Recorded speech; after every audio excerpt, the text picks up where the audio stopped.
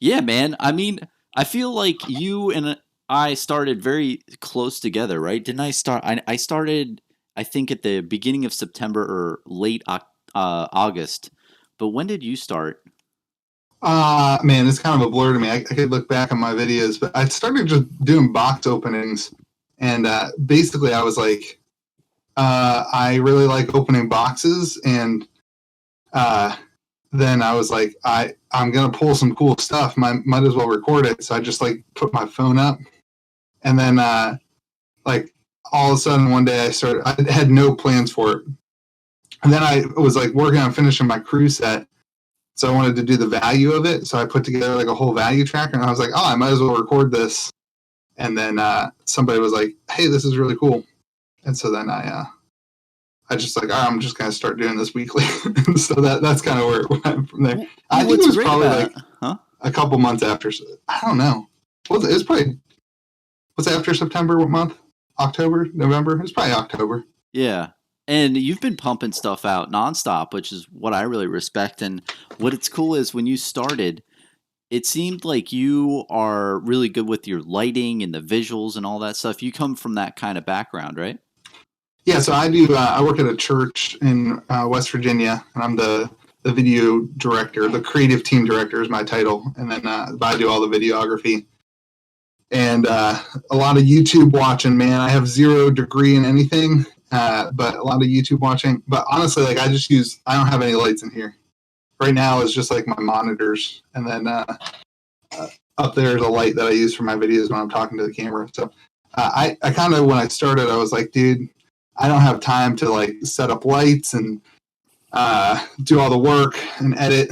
I started the lore video series, and like I can't even keep up with that because it takes me like 10-15 hours to do a video, and I just don't have time for that. So I don't even like put a deadline to myself. I'm just like, anytime I have time, I'll do it. But for me, it's like, hey, how much content can I put out in a day as long as it looks decent? Like I don't wear a lav mic. I think Rudy I'm guessing he has like a Rode mic, but I don't even use like a video camera. I just use my iPhone and go for it. Because my point is like, I just don't want to not do content because it takes me too long to edit. So like, I just want to get it out there. So yeah, and I'm the same format. And I'm with you too. When I saw the lore video people and thinking about how much time on the back end that they have to edit all those scenes, and I'm just not that kind of guy. So yeah. I just want to yell at the microphone for 20 minutes and then, okay, video's done, put it on YouTube. And I think that it's a really smart idea for people starting out. And I've heard that a lot with different people, that you can second guess and try to make things as great as possible, or you could just try to pump out as much content as you can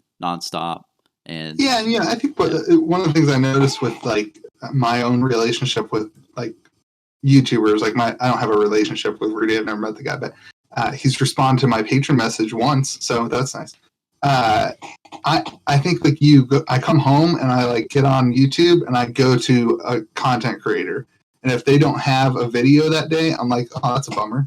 Like I just don't want that for people. Like if people want to watch my stuff, that's great. I just want to make sure they have a video to watch if they want to watch it. And so that's kind of where I am. I don't have a lot of goals, honestly. I just want to be here and meet people. Like I'm stoked to meet you, dude. I love watching you talk about stuff. And like when I was first starting out, I was like, dude, like I hope someday I get to like hang out on camera with Bronson. That's why I messaged you. And so this is a fab dream come true, dude. Oh, I'm happy to meet you too, man. It's really cool how the community's like that too. It's everybody's trying to bring the community together, and it's not as much of like, oh, I'm trying to do my thing and everyone can fend for themselves. But yeah, and I mean, I just love your content, and recently just the stuff you've been putting out with the underwater sea creatures in the Flesh and Blood secondary market. I don't know. I think I hung on to that a little bit too much, but I just love it. I love the whole like whale and dolphin, and I posted on your thing. And I was like, well, if we're dolphins, we're gonna hunt in packs and we're gonna buy stuff out targetedly. But I thought that was my video today. I added a third one, Lucky Fish. I saw that. I just saw that when I was waiting for you to get on. What's a lucky fish? Those people who bought the Rudy kit for $80 and now are dude, there's so many people who bought this stupid Rudy kit and never touched it. And like people, you're a Rudy patron, right? How long have you been a patron? Not that long. I've only been a Okay. patron for like 3 months for the $15 tier, but I had been a patron before that for maybe 6 months for the $5 tier. Yeah. So like I've been a patron for like 2 or 3 years, Hmm. and I didn't buy a single fab kit until the unlimited kit. Oh, Uh, but every other thing that he offered, I was like, oh yeah, I'm on it. Like I'm on it, whatever. But like, I was just a Magic the Gathering fan. And for me, I was like, yeah, I mean, I'll use it. Everything in Magic goes up in price eventually. And so, but then I was like, dude, there's no room for a new card game. And I was that guy. I wasn't like bashing him. I was like, I hope it wins, but like, I'm not taking the risk on it.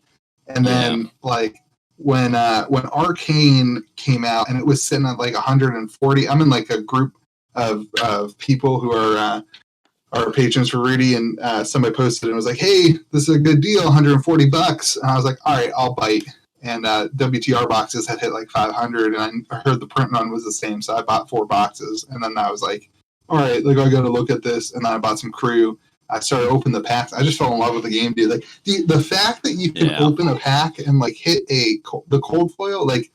I think my first box of Crew, I hit 2 cold foils, and I was like, "I'm in." Like I was totally sold. So, Yeah, the uh, artwork and just the gameplay around it is just so nice, and I feel that what really drew me in, and I was the same boat, man. I heard about Flesh and Blood beforehand, and I forgot when exactly I was looking at it, but I didn't really get into it. I thought, oh well, that's cool, but I don't really know if this is going to stick.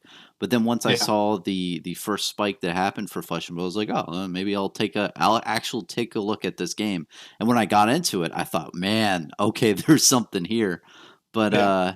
yeah, just it's nice to have an adult game where you can Yes. really just be an adult, man. I don't know. I've just played Magic the Gathering for a while, and I'll always cherish my collections. And I have like a complete set of Fallen Empires and a lot of. Dang. Well, but Fallen Empires was really I cheap know. back in the like 2 years ago. I got that. It was like $80. It was Right. extremely cheap. Oh, you're good. But yeah, it's nice to have that adult feel in a game, and man, one thing that you have in the background I've been trying to get is you actually have a lore book. Like I how do. that thing is just beautiful. Yeah. Yeah. I bought it. I paid $350 for it. It was my Wow. Christmas present to myself in early November. I said, "That's my Christmas present to me." I wanted to do the lore series. Honestly, I was doing the box openings, and actually, I was on Reddit, and somebody had posted on Reddit and was like, uh, "All these Magic the Gathering jerks coming into our community and just posting box opening videos, like blah blah blah blah blah." I was like, "All right, like." A, just don't watch them if you don't like them. But B, like, fine, I'll do something different. So that's why I bought that. And I wanted to do something different for the people who were hating on the Magic the Gathering people. So uh, Oh that was yeah, my and Christmas present to myself. It is beautiful. oh, it's such a beautiful book. But I'm in the same boat too because I wanted to do more lore type of stuff. But you know what sucks about lore, man, is that when you make that kind of content, I feel you have to be on it. You have to Yeah, know what you're saying and you can't make any mistakes. And if you make a mistake and somebody comments and says, actually, this is false, then it's like, well, what yeah, do you do? Do you delete the video or do you edit it again and re upload? You're in a weird yeah. spot. But if you or I make any mistakes about like the secondary market or any of these other things, Or we're if we say mainly, Wraith yeah, instead Wraith of or Wrath. Wrath. It's no big deal. And we're saying our opinion most of the time. So that's the perfect thing. When you're saying your opinion, it's no big deal. This is my opinion. But Yeah, yeah, I really respect the people who do that kind of stuff. But even still, our stuff, I like how when you and I make content, I've watched a lot of your content, and it feels like you're the same way, where you're not afraid to explore different things and get into new type of content that you haven't done before. So there really is like a difference. And what do you think in the future? Do you think you're gonna go into like different realms, or do you think you're gonna stick around the secondary market and stuff? Because I honestly, I think that you do it probably the best out of anyone I've seen. I hmm. like how you have a really just down to earth vibe when you're talking about it, and you're saying, "Hey, this is what I think," and you have a positive attitude on it too, which I don't see too often when people talk about you know collecting and purchasing all this stuff. So, what do you think, man? I'm just curious Yeah, to I mean, myself. I'm wondering where you're going. yeah. So for myself, like I definitely think of collectible card games as a hobby. Like I don't necessarily first think of it as an investment. Like when I think of Magic the Gathering, like the only reason I want the cards is because I want to play with the cards. Like I have some reserve list stuff, but mostly my reserve list collection is in my commander decks. And like, so for me, it's like I'll invest, quote unquote, in a Gaia's Cradle. I got a Gaia's Cradle at $200, and I knew that it was going to go up. But I only want one because I want it in my deck. So for me, like a collectible card game is all about the playability. But like I think there's a sense to the hobby where it's like it's so unique in that you can fund your own hobby by knowing how to do the finance side of things. Like there are so many people that I interact with in my local game store who have no clue how to make money like in a collectible card game, and I feel bad for them because like they sell their cards to buy lists, right? They buy a $15 card, and then 3 months later they sell it for $8 to a buy list, and they're out $8. And like I want people to learn that like you can fund your hobby by selling cards and learning how. You know, I have a TCG Player store that I just anytime I'm done with the commander deck, I just list it on TCG Player, and I use that money that I make from it and buy my next commander decks. Like I don't have to put my own personal money into things. I'm just able to kind of recycle whatever an initial investment is. So like for me, like that's my passion, is like helping people understand the value of their cards and how to sell them and how to make money with them, and maybe like not necessarily when to sell them, that's more speculation, but more like the fact that you can have this wonderful hobby and be able to stay in it because you're not spending $400 a month on the new set. I think a lot of the negativity comes from, in my opinion, people who don't understand that. And, you know, like the IRA decks today, right? Like, oh, gosh. Two days in a row of people just complaining about prices. You mean the welcome decks? Yeah. One day people are complaining that Monarch is selling for $125, and the next day they're complaining that they can sell an IRA deck for $200. And the same people could just sell the IRA deck for $200 and pre-order a box of Monarch and stop complaining about both sides of it, and instead they just don't get it. So, anyway, I've done rambling. No. I want you. That's what this is for, man. And you have a good point. And up to this point, Flesh and Blood has been literally like a roulette wheel where you could put your money literally on any number, and just over time, something eventually hits to where you could sell out of that and move your money into other things. And I feel that what people don't understand too about investors as much too is a lot of people aren't really trying to invest to make a living and feed their family. It's more of, I want to buy more stuff and I want to collect more product, but I don't have $100,000 to just blow on a game and buy everything I want at one time. I have to, maybe buy this for now and then sell half of it later when it gets really high price, and then move that into other stuff that'll then go up, and then move your money around in different ways to play the market to where you can get more collection after a period of time. And yeah, I mean it is tough because there's that subsect of groups that try to leverage and put all their chips on one thing, and if it doesn't pan out, then they're kind of screwed. But in the most sense, I think you're right. And I'm mostly a collector myself. I like to complete like full sets of cards and just look at the artwork and just admire the thing. And I've seen too, man. You collect a bunch of different stuff too, right? You've got a hat collection, and you've also got like some other collection. My bad. I don't want to butcher the name, but you have some other types of collections. What do you collect? So these are Finley hats, and I go to a lot of concerts. And one day I was on Facebook, and I saw this ad, and I was getting ready to go to Warped Tour, like the last Warped Tour, and I was like a little bit worried about like, what do you do with your wallet at a place like that? So I saw this hat, and it's got a pocket in it. Oh, and I was like, I could put my credit. I think it's supposed to be for weed, but it's fine. I was like, I could put my credit cards in it, and then be able to like have my hat on. But then it has these little Stampede laces. I'm such a freaking nerd, dude. Look at this. No, it's awesome. So it's got these. I can't do it. No, that's laces, smart, right? Because if you have your wallet or if you have your weed in your hat, you don't want someone to just take your hat and run, and they're like, oh, that's a Finley. he's exactly. I'm gonna exactly.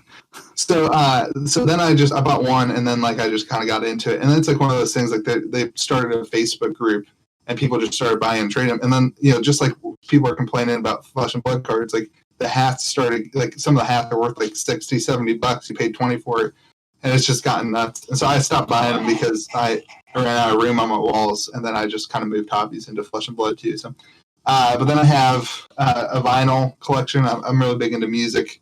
And I like collecting vinyl, just bands I like, and that's the same thing, dude. Again, like you can, like even in vinyl, it's all the same. Like all collectibles are the same. So once you learn it in one, you can like I buy vinyl and I always buy 2 of them, and then in a month I can sell the first one to fund the second one and be kind of sitting at $0. And then I have a complete collection, no one's seen it yet, of Star Wars figures from 1977 to 1983.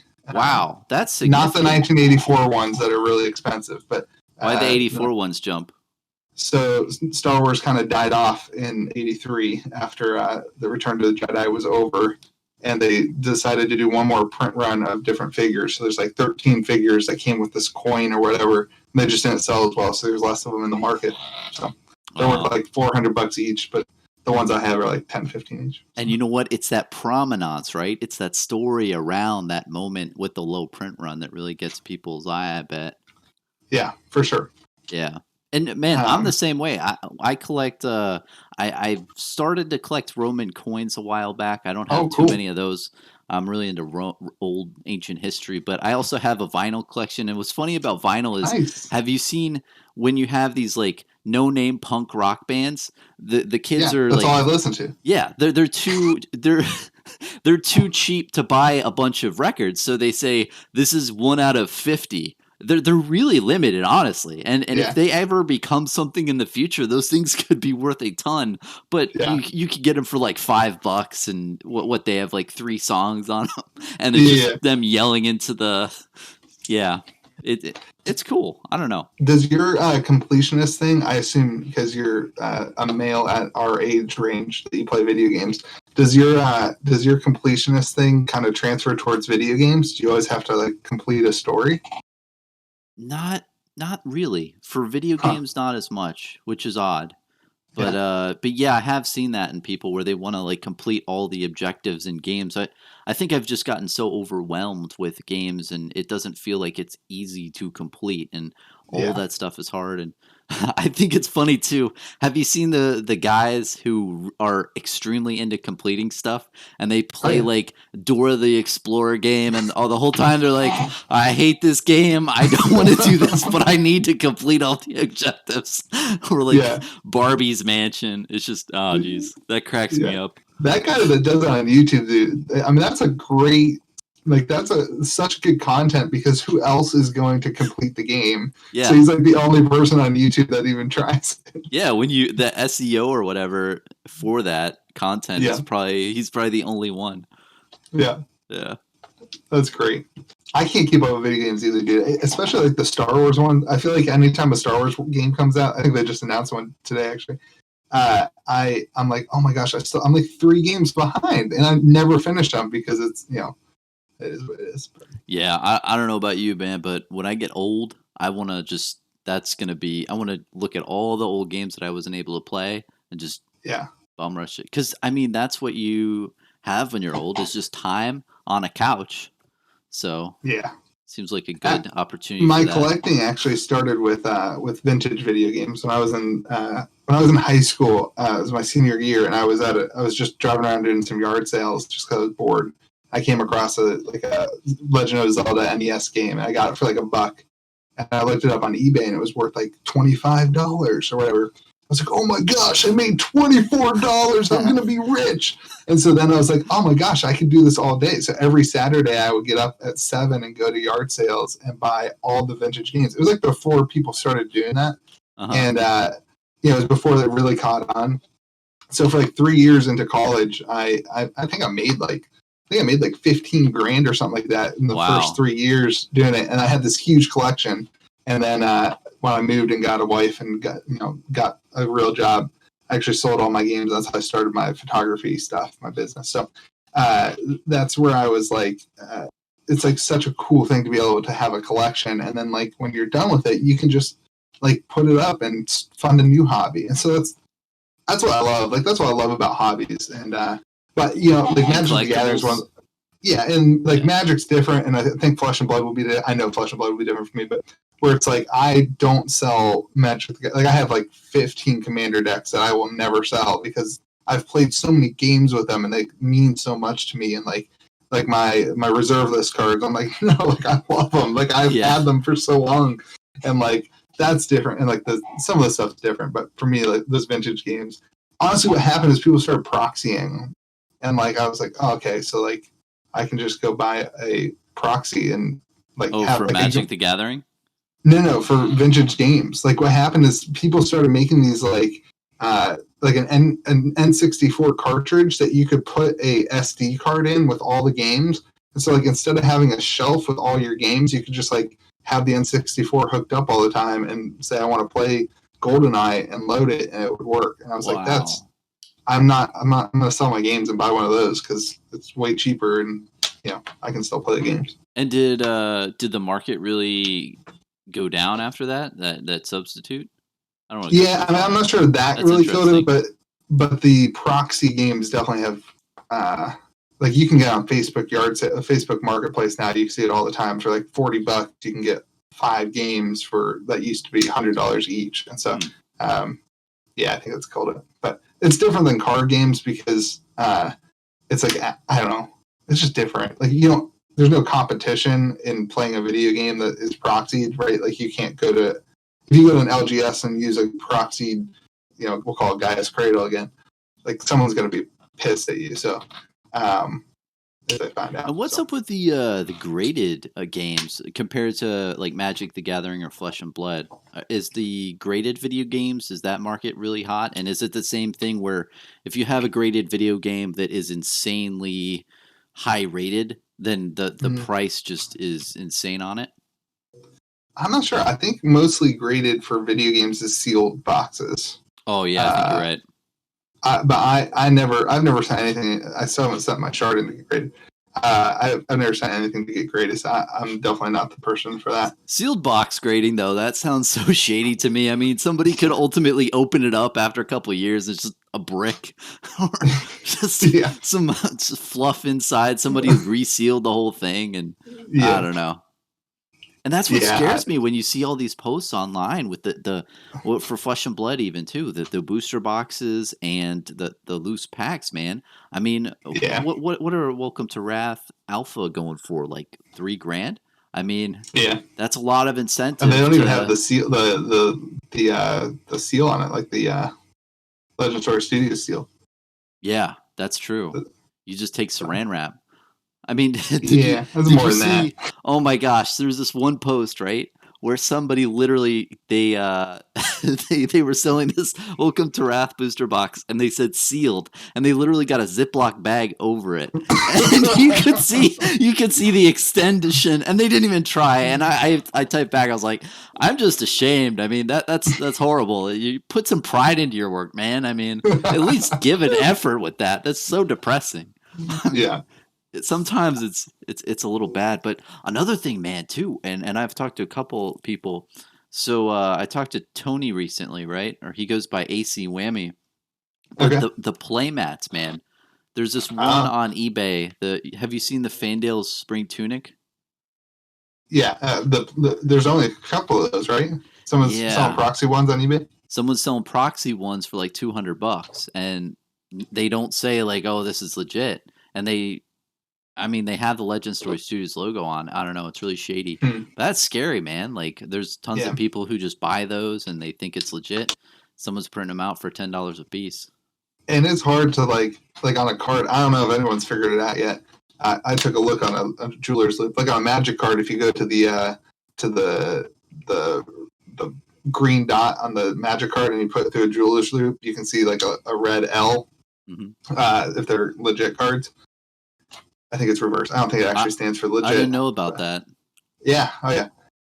But I don't know if anyone's figured out anything on Flesh and Blood, but on a do that. So like I think proxy play mats will probably be a pretty common thing in the future of Flesh and Blood. Like stays true to what we all think it's going to be because some of the playmat prices are so ridiculous, and you could hire a printer like I haven't played on it. You can't see me touching it, but you can hire a printer to do that. Like it's a neoprene mat. Like, come on, like, yeah. a lot of places can do that. So I don't know.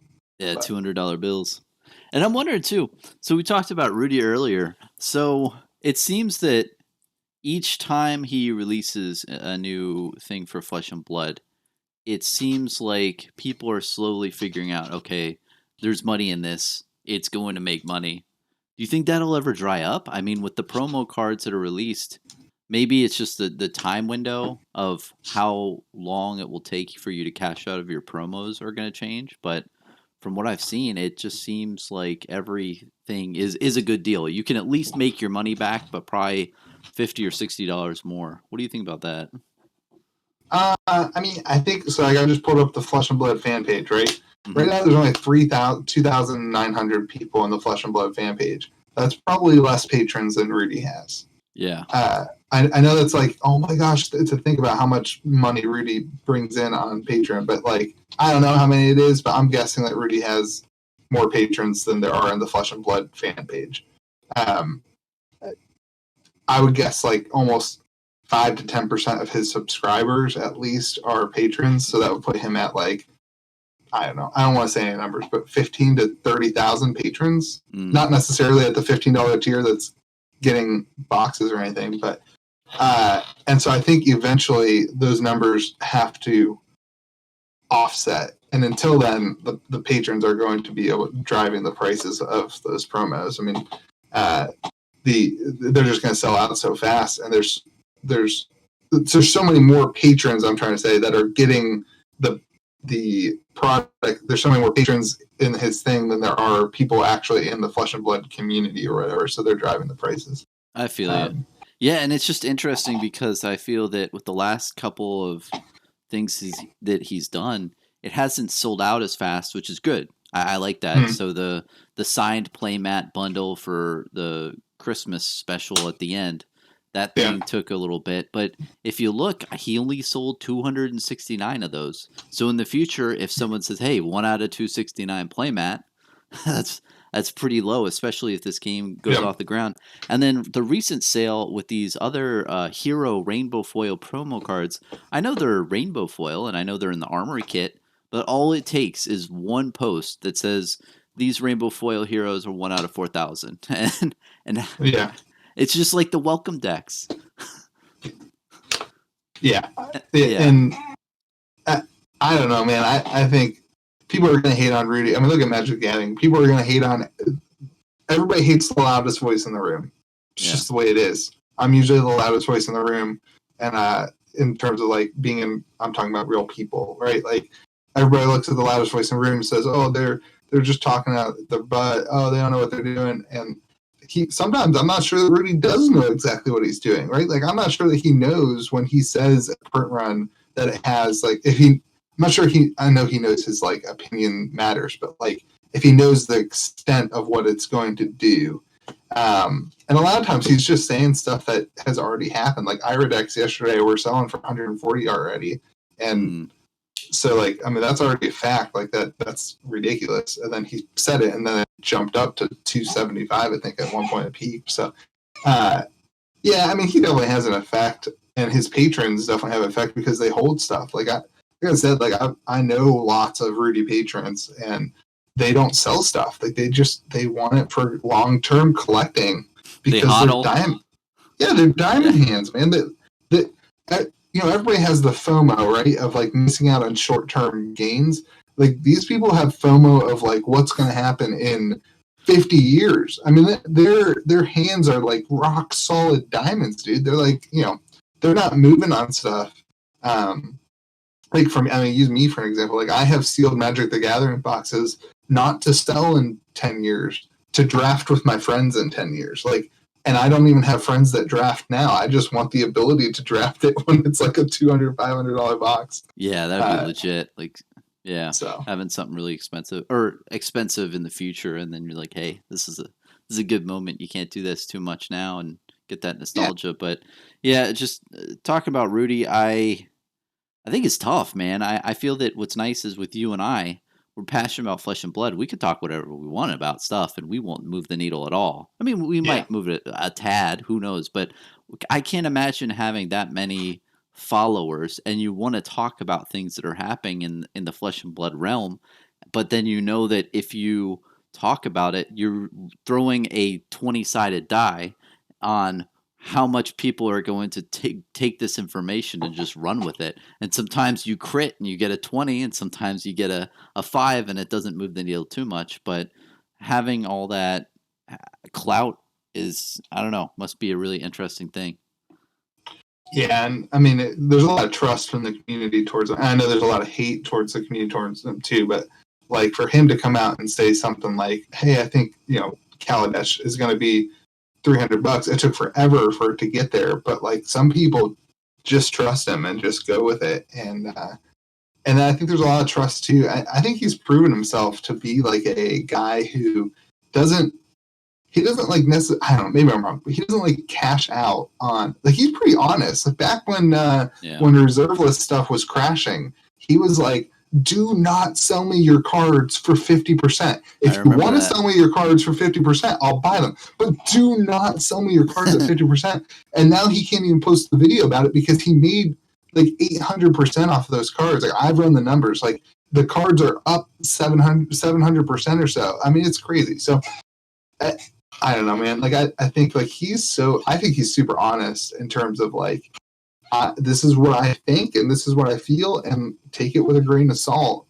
And I mean, he's missed some stuff too. Like let's not lie, he's missed some stuff in terms of like sandboxes were gonna. He says it all the time, but sandboxes weren't gonna be worth something, and now like Battle Bond is a $200 box in a year, right? Which is great for Magic 2 years, and he missed out. He missed that. He was passionate, so he's hit or miss. I think right now everything with Fab, it doesn't matter what he says. Like, if it's positive, it's going to have a massive, massive impact. If he comes out with negative stuff, I don't think it would crash the game, but it would certainly have an effect on it. I mean, he could probably lower the price of an alpha box by 50% if he came out and said something negative about it. But he wouldn't do that. Like what's crazy is that Saint guy. Have you seen? I don't think that those alpha boxes will crash anytime soon, because that Saint guy, he would gobble them up. But have you seen his videos? Yeah, I've watched a couple of them. They're so good. The one I love the ones where he's in his apartment and he's just talking about how WotC just really screwed over everyone, and how he felt like he got burned with certain sets, and how Flesh and Blood is just the next big thing that he thinks, and it really reminds him of his childhood and Street Fighter 2 and all those games, and he was identifying with that, and it was really cool to see, because I feel that a lot of people look at investors and they hear, okay, somebody has $300,000 and they bought all this product out, and in your mind you're thinking, okay, they're doing this to get gains, and that might be true, who knows, but in those videos he didn't talk about gains at all. He didn't talk about investment. He said, hey man, this is an awesome game. I've been playing it for the last month and I can't get enough. He made a freaking Christmas tree out of the boxes. That is so cool. And what fascinates me too, though, is he hasn't even gotten a Heart of Fandle yet out of all those boxes. I do not understand. How many is he at now? How many is he open? He's open like 50. I know. But what's interesting is in one of the videos he was talking about it. He said, before I bought all these sealed products in these cases, I didn't know about this one thing. I forgot the way he worded it, but he was essentially alluding to the fact that if you buy booster boxes on their own, you don't get you have a higher risk of being screwed, because let's say someone has a case, and you've opened cases before. If you open a box that has a legendary or a fable, what are you going to do with the rest of the case? You're just going to sell those boxes off on eBay. They have a much lower chance, hypothetically, to getting a legendary or fable again. What's your thought on that? Because how many cases have you opened? I've only opened like, oh man, I want to say 2 total, which is not that much. So I opened 21 boxes of Crew. Oh, okay. For myself, and then I've done 2 for patrons. I've not opened a single box of Alpha or Arcane Rising for myself, first edition. Okay. So when I've you only, opened a case, was there usually just one legendary inside a case? you That's talking what. about Crew? Yeah, crew. So Crew's different. Crew is 1 in 10 boxes. Oh. Yeah, they changed the print run of the legendaries and fabled on Crew to better suit the. I think it was, I don't remember exactly what they said, but I think they said to better keep it in line with the other cards, the print run of the other cards. So because they were printing more boxes. So anyway, I don't know the details, but it's 1 in 10 boxes, but they fixed it. I mean, there's been tons of people. So the legendaries, right, and the fabled. There's been tons of people who have pulled a Cheyenne and a shard in the same case, and even a couple people I've seen who have pulled it in the same box. And so I think they kind of caught wind of that being a problem for people, and so they I think I don't know how they do their track printing, but my opinion is that those are actually just randomly put in and not track printed. So I don't know, man. I think that's certainly a problem for people who are opening first edition boxes of Arc and Alpha, but I don't think that's going to be a problem for Crew. And I don't understand why people put a premium on it. I don't understand why people put a premium on Crew cases right now, because it doesn't really make sense. Because honestly, I opened my shard in box 1 of my Crew case, a fresh Crew case, and I was more excited to open the 3 boxes because I thought I was going to pull a Cheyenne because I thought the odds were higher. So that was my personal opinion. That's a good take. I didn't hear about that. Well, I mean, I saw Rudy actually in his world premiere Crew box. He opened a shard and that other legendary card. I forgot what it was. Oh, he pulled a Krunic. Yeah, you're right. Yeah. That was insane. Yeah, it was. And that kind of drove the market crazy too, I think. I wasn't around back then. Like I said, I didn't buy I was watching videos, but I wasn't paying attention to Flesh and Blood. So yeah, 2 days after that, it really spiked. I was too busy playing Commander back then. I haven't played Commander in 2 months. Yeah. Oh yeah, and man, I want to give a congratulations to you, man. The what is it? The content you made with DM Armada, that went really well. I thought that was cool. Yeah, it was fun. It was a fun stream. Yeah. I want to do more of that. Like I'm working with who am I working with tomorrow? The next day. I can't keep track of everybody right now.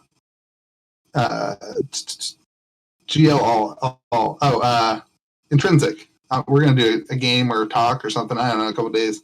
And that's what I want to do, man. I just want to work with everybody. Like I think like we are all in such a cool position in Flesh and Blood, including players, collectors, investors, but also content creators. We're like the future is so potentially big that like all of us on the ground floor have potential to like be as long as we kind of have our own flavors, like potential to be really big in terms of like in the Flesh and Blood community. Obviously, like I don't personally think Flesh and Blood is ever going to outgrow Magic the Gathering because it doesn't have the 20 years of the game. Maybe in 40 years, 50 years it will, but I won't be doing content in 50 years. That's for sure. Yeah, for real.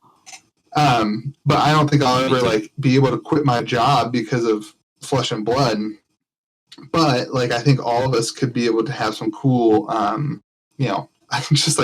I think it would be really cool to get a promo card from Monarch. Like, I think that would be sweet. Like, that would make my whole life. Like, I would tell my kids. If you got a spoiler that. Or yeah, like I don't know. Like, I think that would be sweet. And like, I think all of us right now are in a position to do something like that. And I don't remember what the question was, but no, you're totally right. Because when you're talking about Magic the Gathering, right? I heard so many times in the past, man. You probably did too. When people would talk to you and say, "Oh yeah, I was around for alpha, beta, or revised," and they said they were in that time period, in that early stages of the game, and they've gotten to see it grow, and they were there from the beginning. And now we're those people. We're the people who are seeing it rise from the ground to become some big thing. And I think you're right. It's never going to be something as big as Magic the Gathering. I don't think it would ever get to that market capitalization because they're trying to focus more on adults. But I like Yeah. that. I like that because they're doing that. We know that in the future they're most likely not going to backtrack and cater to kids, which Yeah. I like. I don't know, but And you make a really good point. Like this is a great time to be in the game, even if you're just listening to us now. Even right, even now is a great time to start content creating or getting into the community because there's a lot of opportunities to just talk to people, like you're saying, where when this game gets really big in the next year or two, that those opportunities might fade away, and it's tough to do collaboration, but it's a lot of fun. I'm enjoying it too. yeah. And honestly, I think it's a win if Flesh and Blood doesn't get as big as Magic the Gathering, because what's happening right now in Magic the Gathering is that they're becoming an IP, right? Like Harry Potter, right? Like everybody got mad at Harry Potter when they went out and did all this stuff that nobody wanted, all the extra Harry Potter stuff that's come out, all the real diehard Harry Potter fans. I'm not a Harry Potter fan, but I like Harry Potter. I'm just not like Yeah, I'm super sounding like a fan. Harry I'm the Potter same way. nerd right now. But Yeah. And now they have Harry Potter this and Harry Potter that and some other series like Sidekick, and that's what Magic the Gathering's doing. They want Magic the Gathering lunch boxes. Like, I don't want a freaking Flesh and Blood lunch box. You know what I mean? Like, I want a freaking good game where I can sit across my friend and kick his butt in Flesh and Blood. Like, I want to beat up on my buddy Robbie. That's what I want to do. Like, he's a jerk sometimes, and I want to beat him in a card game. So, like, I don't feel that way in Magic anymore because I feel like there's Magic the Gathering shoes now, and like I saw like some deluxe mirror, like where you can be putting your makeup on apparently and see a Magic the logo, right? Like What? nobody wants that crap. A makeup Yeah, mirror?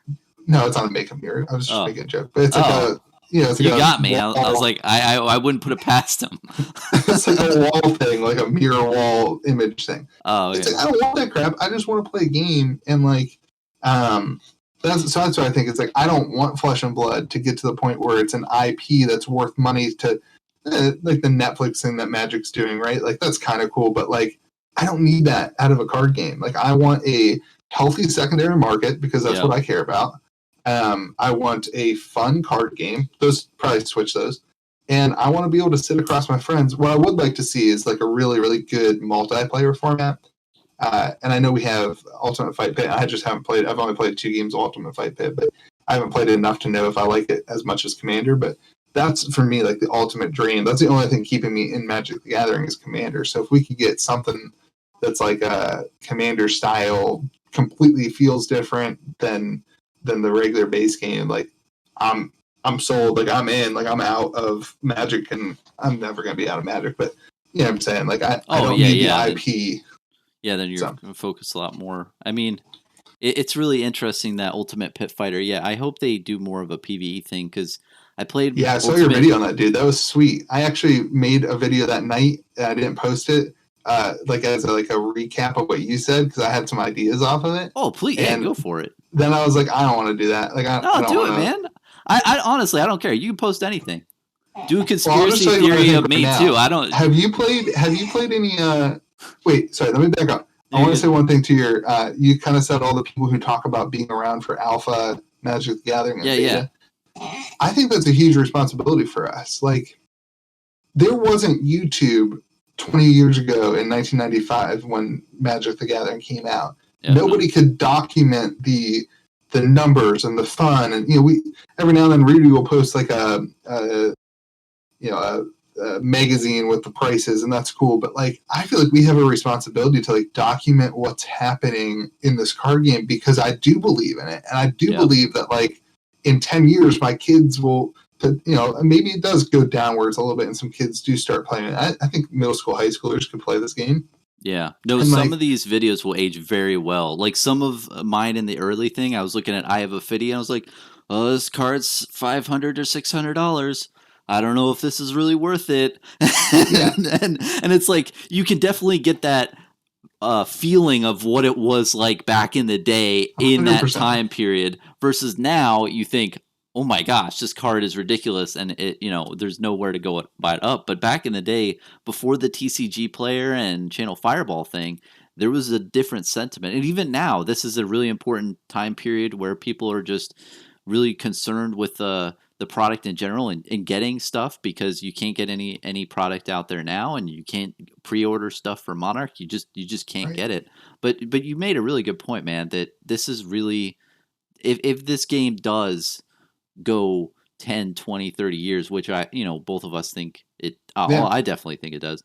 100%. This will be an amazing thing to look back on and say, hey, we were not only there, but you can watch our 3 days worth of content documenting everything that Right. happened. Yeah.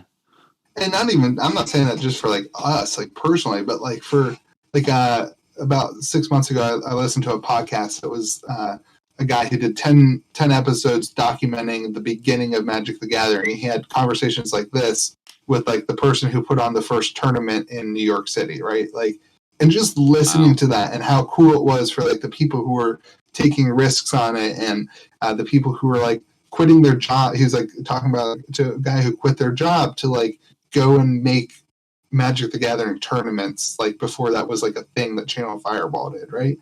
And like that meant a lot to me to hear those stories. And that's why when I fell in love with Flesh and Blood, I was like, I mean, I've got a camera, I've got decent video editing skills. Like, I feel like it's one of my responsibilities as one of the, there's 3,000 people in the Flesh and Blood fan page. I feel like it's one of my responsibilities as a member of the community to like document what's happening. And like, so for me, like, I just wanted to experience the game in that way. I missed out on Alpha. I missed out on First Edition. I'm not going to retire because of an $80 Rudy purchase. Oh, Some yeah. people, there are some people who are going to retire because of an $80 Rudy purchase. They're going to be able to sell their boxes for. They're going to be able to sell their boxes for $50,000. I don't doubt that in a second. In 10 years, if the game's still going, don't doubt that for a second. And so, I don't know, man. Like, I just feel like for me, it's like I miss out on that. Like, I just want to document what's happened in the future. Like, so. And I think I've heard you say it in the past, and you've learned this as well that I did. I didn't go into the YouTube content thing, creating content for this reason, but I've noticed that it's a really good way to just engage with other people. You make a 10-minute video explaining how you're thinking is so much better than writing an essay on Reddit explaining how you're thinking, because you're not really going to come off and understand how you're feeling and what you're trying to say. But when you make a video, you explain perfectly what you're saying, and then people will comment down below and say, hey, I like where you're going, or I really like this topic, here's my views. And it's really a great way to engage with the community in that way. And sometimes they tell you stuff that you don't know, and you're like, wow, oh, thanks, man, I didn't know that. So yeah 100%. Like, for me, like, I think you probably heard me say, like, even my Magic the Gathering friends are like, stop talking about Flesh and Blood. Like, I had a guy text me like, are we ever going to play Magic again? I was like, yeah, dude, you're going to set it up, because I'm too busy to set it up at this point. So you got to set it up. And so like, I totally agree. My wife actually, for the first time last night, watched my video that I posted, because she heard me doing it. Usually she's not home when I'm doing videos. And so she's like, I want to watch it. And then she started looking at the comments, and she was like, people are really nice. I was like, yeah, but look at that one guy who hit the thumbs down. Like, look at that guy.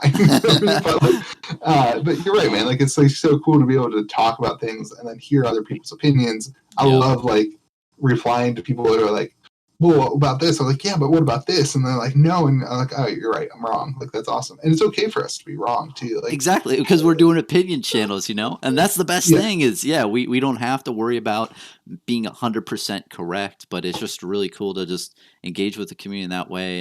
And the community, like you just said, has been so kind, man. And I know that you talked about in one of your videos, and I do watch a good amount of your stuff.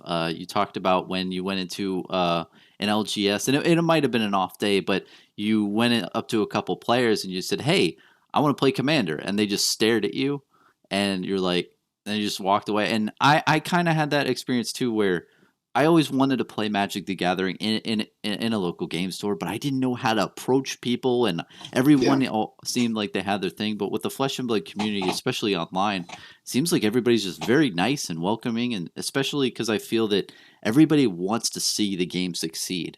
Where Magic the Gathering and a couple other TCGs out there are already, they have their foundation, they have their player base. You know that they're going to last for a while, so it's no big deal. But in Flesh and Blood, everybody just wants it to to thrive, and it's really cool feeling that, and you definitely feel that in this time period, it seems. Well, look at all those people who are building, like, shout out to all the people who are building decks and giving them away for free or like for whatever the shipping cost is, because like I did that for a while and it takes so much time to put the deck like together. Like I did that for my local game store. I made like 25 decks for them to give out to whoever wanted to play. All 25 of them are still sitting there. But like, just putting those cards together takes her a ton of time. It's so cool to see people who are doing that for others. And like, I'm with you, man. Like I think the community wants the game to succeed, and that's what's going to make it succeed. Like $150 IRA decks are not going to stop people from learning how to play the game because people are making people decks. Like they're being the solution. You're right. Like if the welcome deck costs $200, it's no longer a welcome deck. Now it's a collectible. Like now we need to come up with ways to help the game succeed. That's our responsibility as community members. And Louis, I think the welcome deck is welcome to collectability deck.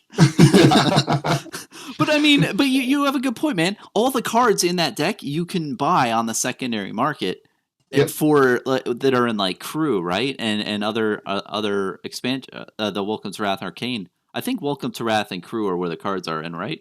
You could just get all those cards and build the deck for like $5-10. It's not that bad.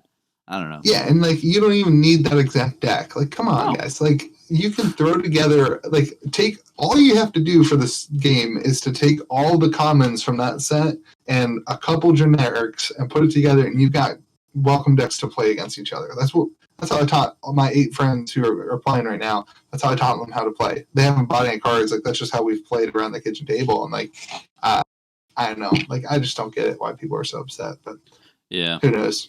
I mean, it is frustrating not being able to get boxes, and I feel that. And that's fair. You come from a bunch of other TCGs where you can just get whatever you want.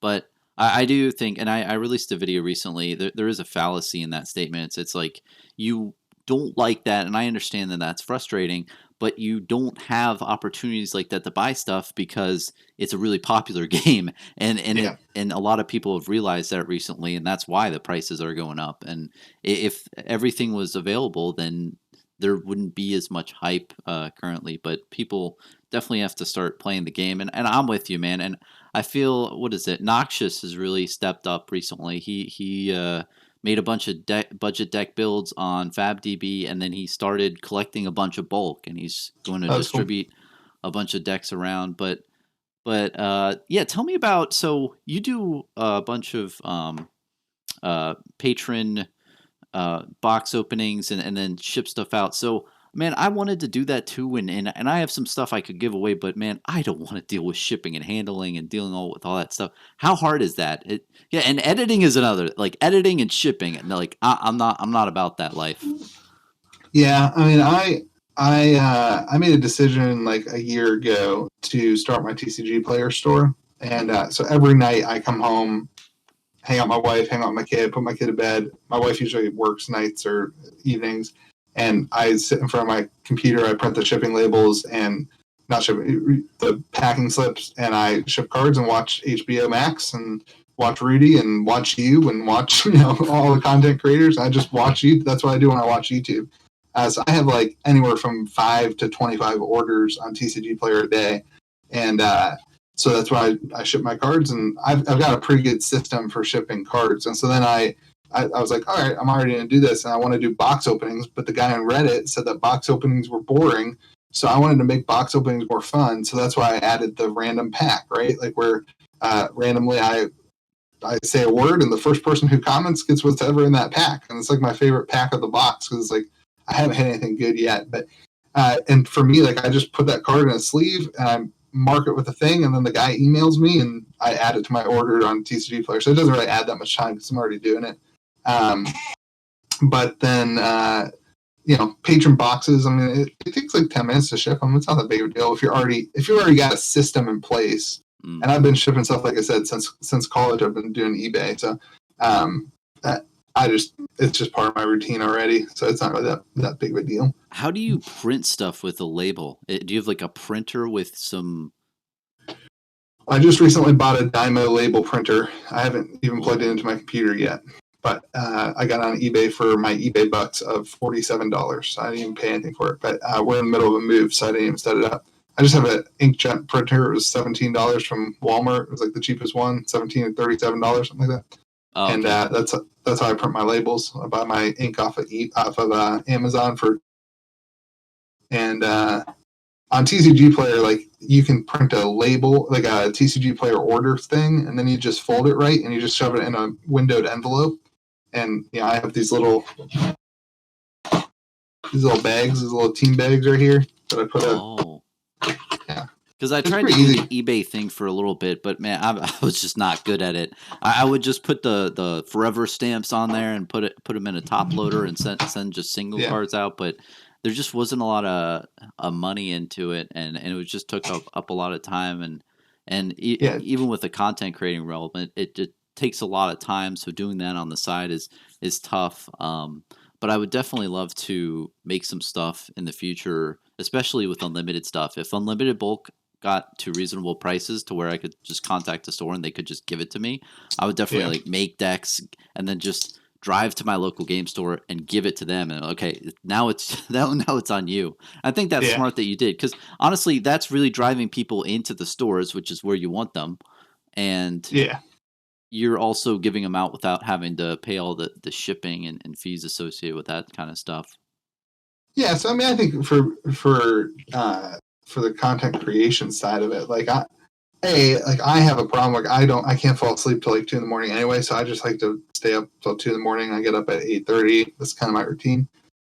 So like I have some extra hours in my day compared to an average Joe who goes to bed at 11. So I just kind of fill that and ship stuff. I do the commons. I stopped making decks for my LGS because no one's played them yet. Everyone's just playing Commander. So I have my play group, my group of guys who have some decks. But then I've just been given all the commons from the box opening videos. I just wait till somebody emails me and they pay PayPal like $8 or $9 for shipping, and I print out a label and those flat rate shipping boxes under my bed. Just toss the cards in there. I mean, it takes like 15 minutes, probably to 10-15 minutes to print the label, get everything going. But I don't know. It seems like you need that system, but it's nice that you already have that set up to where once you wanted to do this other stuff, then you could just, okay, I'm just going to take this system and put it into that. But and I my wife says that I like it. My wife says that I like it too, that I like the monotony of doing that. So there's probably some truth to that. Well, and I want to say too, though, about someone who commented and said the box opening thing. I think any content's good, and I like your booster box openings, man. And I like the D20 roll. I think it's really good that you have that for your patrons. But honestly, I'm in the boat of like, feedback is great no matter what it is. But with content, it's like if you don't want to watch it, you just don't want to watch the video. It's no big deal. Yeah. But there is definitely something to be said to where you want to differentiate yourself and your box openings from other people to just spice it up a little bit. I know I've made the repack scam, the jank booster pack opening things. Yeah, that cool. Was a lot of fun. I don't know if I'll ever do that again. I was thinking about it, but I don't know. Did you get some backlash for that? It's honestly hard for me to record box openings, man. I just don't. You really do have to have a mind for it. Maybe it's not me. I just don't know how to, like, oh, I got this card. That's cool. But I guess it just became a little bit repetitive after a while. And I don't know. But it was a lot of fun. It was cool opening because sometimes I'd look at a pack and I'd be like, oh, shoot, this is scary. I don't know if this is repacked or not. And it looks legit, right? And then I open it and I think, oh, my gosh, there's a Squirtle in here. I could have gotten scammed. This could have been bad. Yeah. And then I see the repacks online and I think, oh man, if my ass can fool myself, then someone else can easily fool someone else. And it's definitely a little scary. But that's with any TCGs. Have you ever done one of those like reboxed like labeled as repacks? Like there's a guy who did these like black I don't know what I'm saying, black bubble mailers that had one of 4 like early edition Magic the Gathering booster packs in it, and I think you got 3. I think it was like $75, and you got 3 booster packs, and it could be one of these 4 ones or whatever. There were some people who actually opened like the real ones. I was like, Oh wow. You I have no trust in anyone, so I Me don't think neither. I'd ever do that because Yeah. obviously the gig is, hey, I'll give you these, you might get There's a this, and Black then they Lotus keep in them. it. Yeah, Yeah. and then they just keep it, and then they send everyone else like Ixalan, and Yeah. they call it a day. Yeah. And I mean, if you think about it, if you have a booster box of Ixalan and it's what, $150, I don't know how much that booster box is, but if Yeah. you send all those packs out and then you keep the good, whatever beta or revised pack, then you just made a ton of money on the Yeah. box. Yeah, and the sad thing is, that's going to happen with Flesh and Blood. And I know this video or this conversation is probably what 6-8 months ahead of its time, but we're definitely going to see that where All right. you're going to get, you might get a Welcome to Wrath Unlimited pack, or you might get an alpha pack. Yeah. Who knows? Yeah, and you'll see people say, "There's 5 legendaries in this," and there's, it's like, it's just, man. eBay is always scammy though. Like, Yeah, and it works both ways, but like most stuff on eBay that's any sort of random is like you just gotta stay away from it.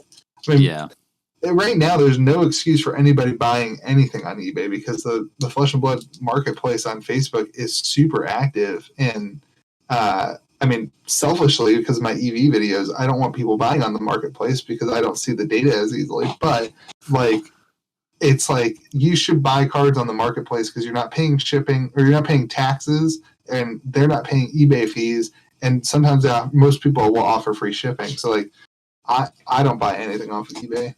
But yeah. I haven't bought anything in a while, but you're right. Like doing deals through PayPal, and a lot of times I'll try to figure out if I see there's a name store as a title of the eBay. Well, yeah, maybe they have a website, and then you go to the website, and then you see their email on the website, and then you say, "Hey, do you possibly sell this item?" And they say, yeah. "Well, yeah, I do." How did you know? I don't know. Big deal. And I was like, could I have it for X price minus a 10% discount?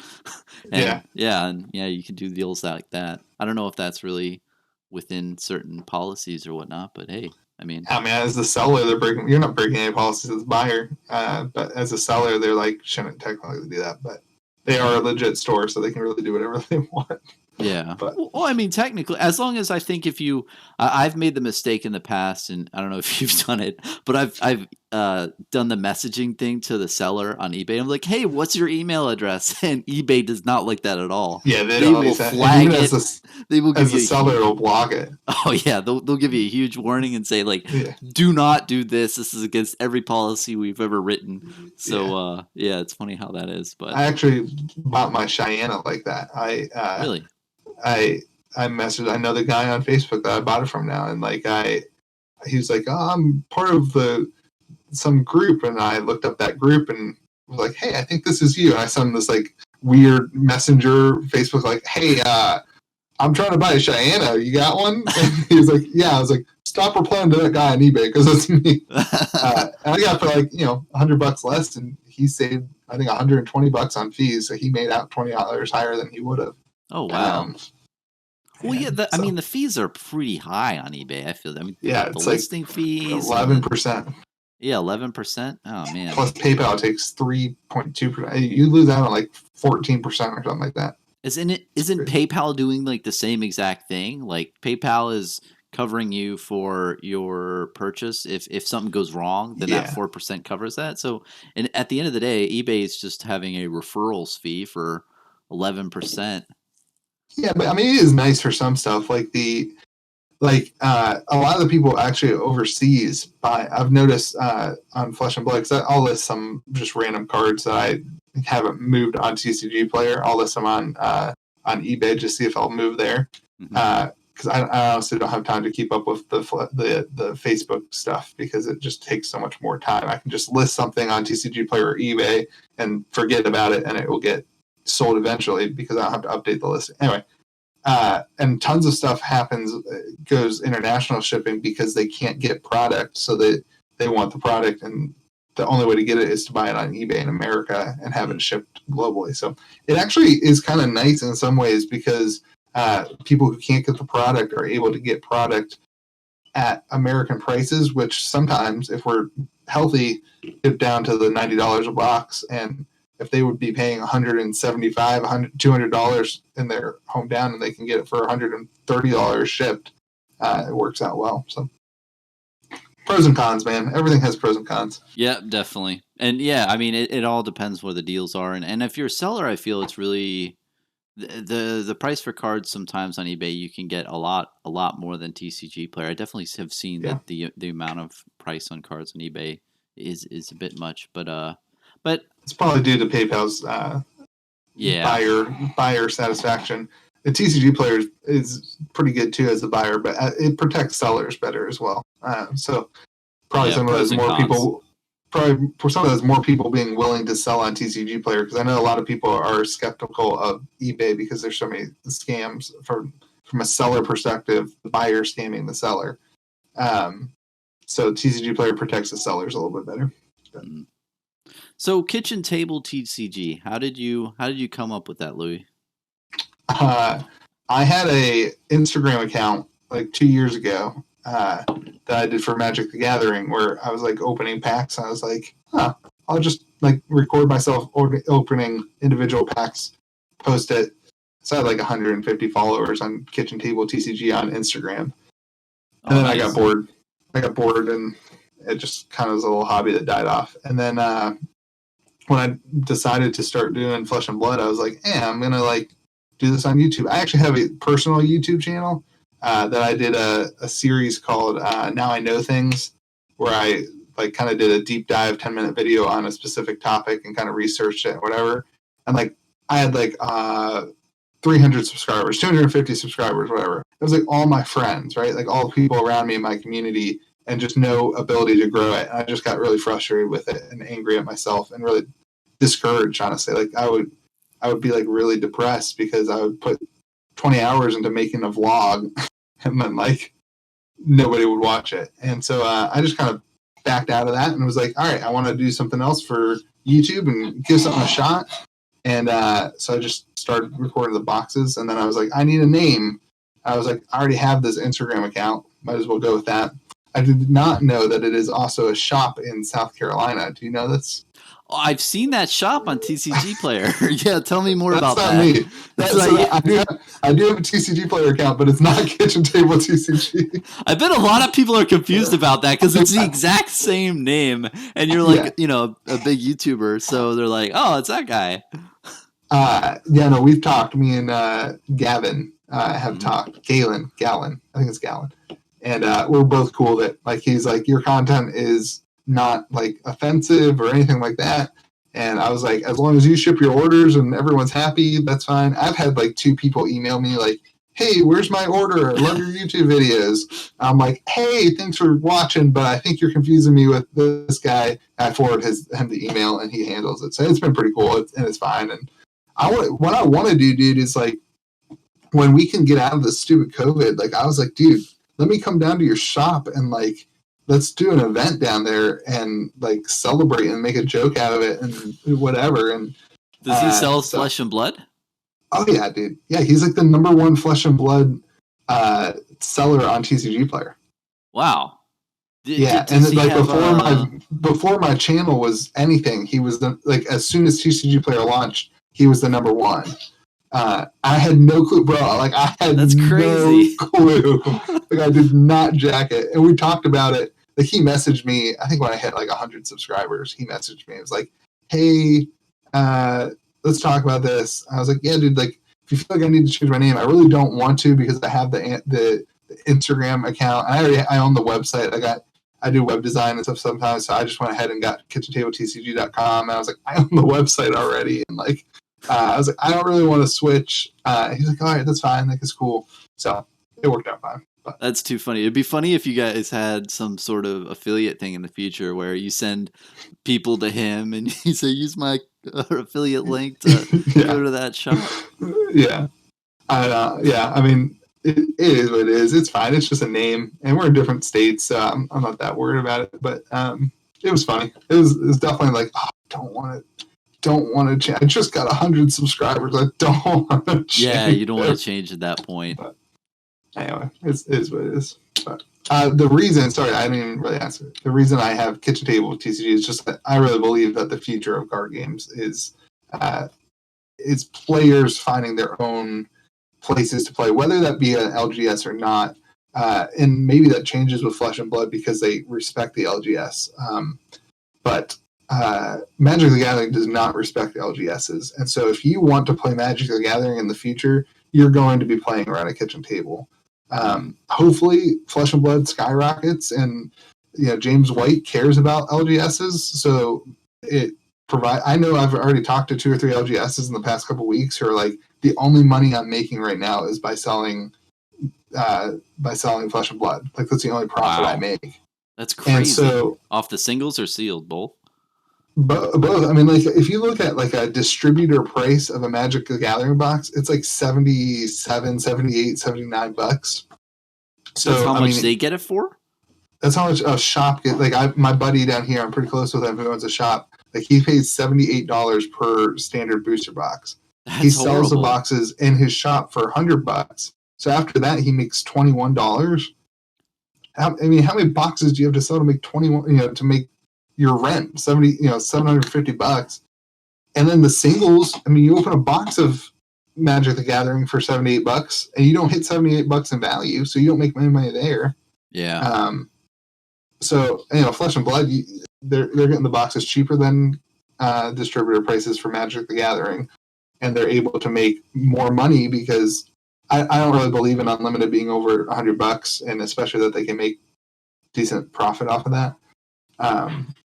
But they're making more money off of that than they are Magic. So that's crazy. Well, I mean, makes sense. And I saw this pamphlet from back in the day when Flesh and Blood was trying to get stores to take their product, and they boasted of a 40% margin of profit. And I thought that was big. 40% seemed pretty, and I think that's what they get around.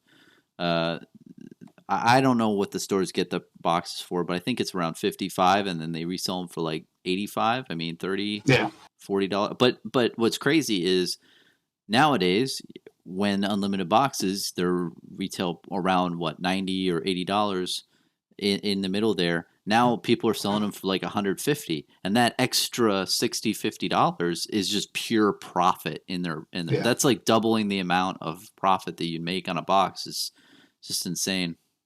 But not all shops are doing that either. And I think that's true. That's a good point. I don't want to bash anybody, but a shop who's getting a box at the $50 price range and selling it to quote unquote players for $150, they are not feeling they're not accepting the weight of being a shop.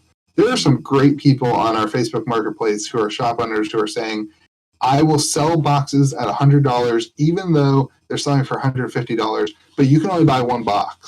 You can't buy a case.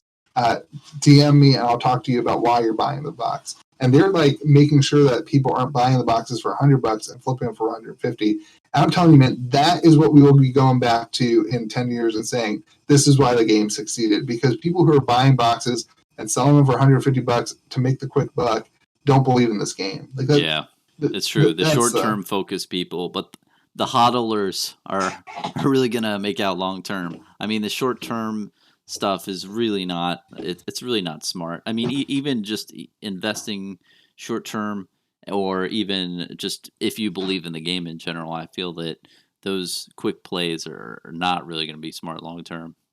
Yeah, if people are buying boxes for $150, they're not going to feel good about opening them. And we want people to feel good about opening boxes right now because that means that they're going to stick around and play the game. And you hear it all the time in Magic the Gathering too, where like, I need to open it. You play with your friends for the first time, and you do a draft, and they open crap, and they lose $15, and they're like, "Oh, I thought I'd be getting some value here." And they're like, "No, sorry, this is." Whereas like we need a place where people can like open packs and feel like they didn't lose money. I think that's the heart of LSS too. Like that's their intention for the game. So. Yeah, and that is huge, especially when you have those buy lists in shops. I mean, with Magic the Gathering, I remember growing up, and when you open a bunch of packs, seeing, okay, the store that I just bought this stuff from has a literal, I want to say it's an exchange market. This Yeah. is how much money we'll pay for these specific cards. And it's basically a currency exchange in a way. So when you open the packs and you're like, oh, these 3 cards I hit, I can just trade it in for cash. That's huge. It gives you a huge confidence in what you just purchased of, oh, okay, these do retain value. I just literally just gave the cards back and he gave me some residual money back for the cards. It's going to be interesting to see how that happens too with buy lists. Do you know if Channel Fireball started a buy list for Flesh and Blood? That I don't know. They probably should. I don't think I've seen one, but that's a really good point you made. Like that will be a huge factor for people who buy packs off of Channel Fireball too. Oh yeah. What do you think? I'm sorry, I'm going to ask a question. No, you're good. Do you think we'll see like organized play events if COVID drops this year? If we're out of COVID by March, do you think Channel Fireball announces something in October, September, November? That is tough. I think that with any company, they really have to focus on covering their ass. In my mind, I mean, I would not put my foot out in any means if I was them or anyone, because you hold an event and if there's an outbreak and no, sorry, I'm saying if we're like out of COVID, out, we're done. Let's say March, everyone says, all right, most people are vaccinated.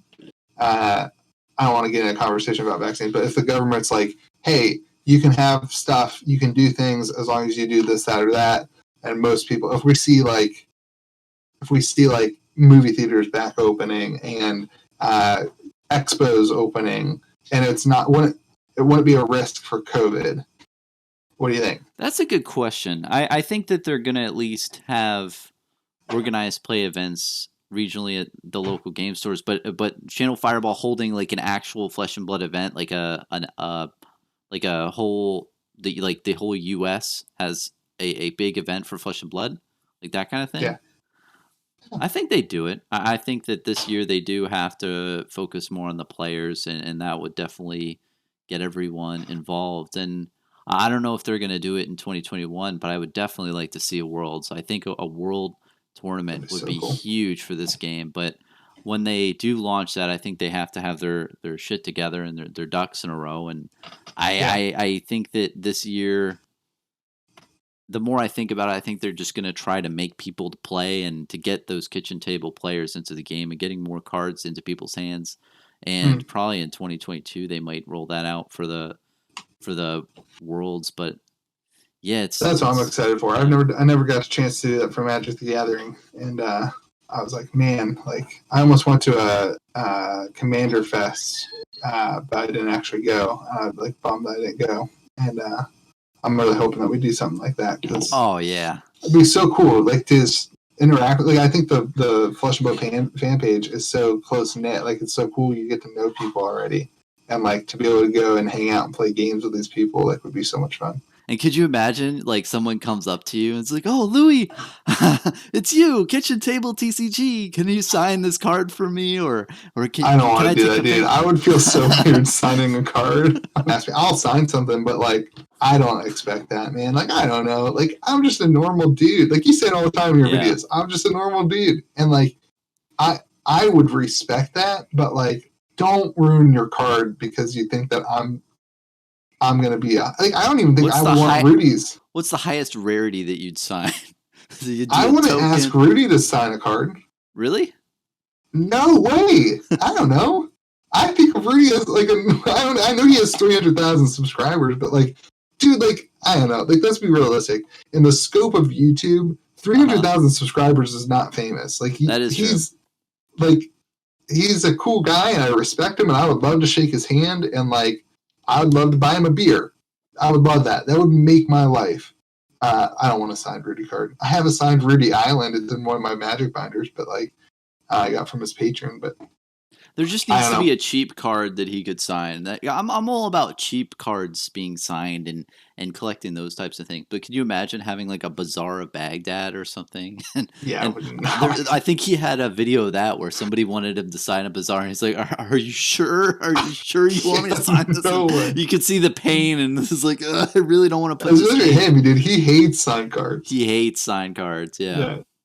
But I think they're cool. I have a bunch of Magic the Gathering signed stuff, and I really want to get Flesh and Blood signed cards. I'm really looking forward to that. I mean, if there's an event where there's artists there, I will get signed cards like all day. I will bring all my bulk and just get that stuff done. I've got signed cards coming from Sam Yang, who does the Mechologist art stuff. Oh, that's awesome. Yeah, dude. I'm definitely going to have to get his contact and get some signed cards from him. One of the guys that I'm in a group with set it up. I don't know how he did it. I have no clue. I actually asked my patrons. I was like, I think I could probably figure out how to get connected with artists. Does anybody want it? And 3 people said, yeah, I'd be interested. And so I didn't pursue it. But I don't know. I think that's cool. That's cool. I'm not cool. It's basically an artist cards, right? And it's their thing. I have nothing to do with this card. I didn't contribute to anything about this card. I don't know. I'm happy to. I don't. And that's why I love you, man. And I feel like we're the same type of mindset. It's we're just random guys in a room, and I feel the same way. But it's interesting to hear sometimes. I can't imagine some people. They say this one guy reached out to me. He said, "Hey, can you make longer videos?" Right? He had feedback from me. He'd like, "Hey, I'd like to have longer videos." And the reason he gave me was, "Oh, well, I have a 40-minute commute, and it's hard to splice a bunch of 3-minute videos together."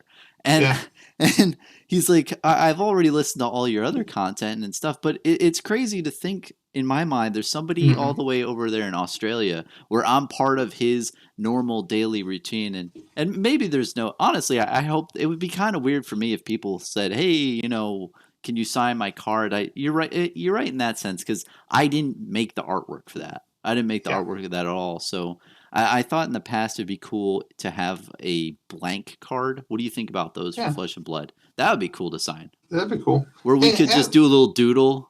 And then, or maybe, dude, maybe make a Bronson Blood playmat, right? I do that, and then if you had that available for your people who like you, and they came up and asked you to sign a Bronson's Blood playmat at an event, heck yeah, that's your thing, right? That thing you created. I mean, we can't have somebody sign our YouTube videos, and if they want to connect with us in that way, that's great. Yeah. But you can't sign someone's iPhone screen, right? No one's gonna. So here's a USB stick with my name on it. It has all my best videos. But I would see. I mean, I get that. If Rudy had the Rudy playmat, I bought I bought the ones that were signed. That was his. It wasn't his artwork, but it was Rudy. That made sense to me. Yeah. I don't know. I will never be able to use it because I don't want to get the signature all messed up. But I don't know. The card thing's weird because I don't have anything to do with the cards. Having James White sign a card. That would be cool. Did you see that tunic that sold for $2,000 with James White's signature? Oh no! It was only $2,000. It was $2,000 less than a regular tunic, and it had his signature sold on eBay. Yeah. Wow. It was $2,000 less. Yeah, it sold for $2,000, and an alpha tunic's sitting at 42, something like that right now. Wow. Yeah, well, that's the problem with having those high value cards signed. Yep, it totally ruins the price when you get some $1 or $5 card. But man, but if I could afford a $4,000 tunic, I'd buy it. I'd buy a signed one over the non-signed one. But I can't afford it. I can't afford a $4,000 tunic. So. And what's up with the whole? There's so much. People don't like crew-necks for some reason. I don't. It's the same. It's that's the a same sleeper. card. Man. That's a sleeper because people are going to want to finish a crew set, or maybe it just got too expensive that they didn't. But I pulled a crew-neck on pack or box 2 or 3, and so I never had to think about it. But if I had that only in my set and needed that to finish a set, I'd pay any amount of money to finish my set because I'm that kind of person. But yeah, you're a set collector too. I love. So I wasn't in Magic the Gathering because the cards just didn't matter to me in recent Magic the Gathering sets. I got involved in Magic and Gate Crash, so they just didn't have the value. But because Flesh and Blood cards have some value, I'm like, oh no, I want to, and I was able to open most of them. I think I was able to open 90, 95% of the crew set. So that meant something to me, and I'm hoping to be able to do the same with every set. So I don't know. who knows with Monarch? I don't have any faith in my pre-orders of Monarch, honestly. Yeah. I'm sitting the same way. I put them in, but I don't know if this is ever gonna happen. I mean, what do you think and I'll tell you my view first is I honestly think that they have to do something with the format, because there's no way on release everyone's gonna have the legendary that they want, or the majestic cards or super rares that they want. I mean, this stuff currently is just being completely bought out.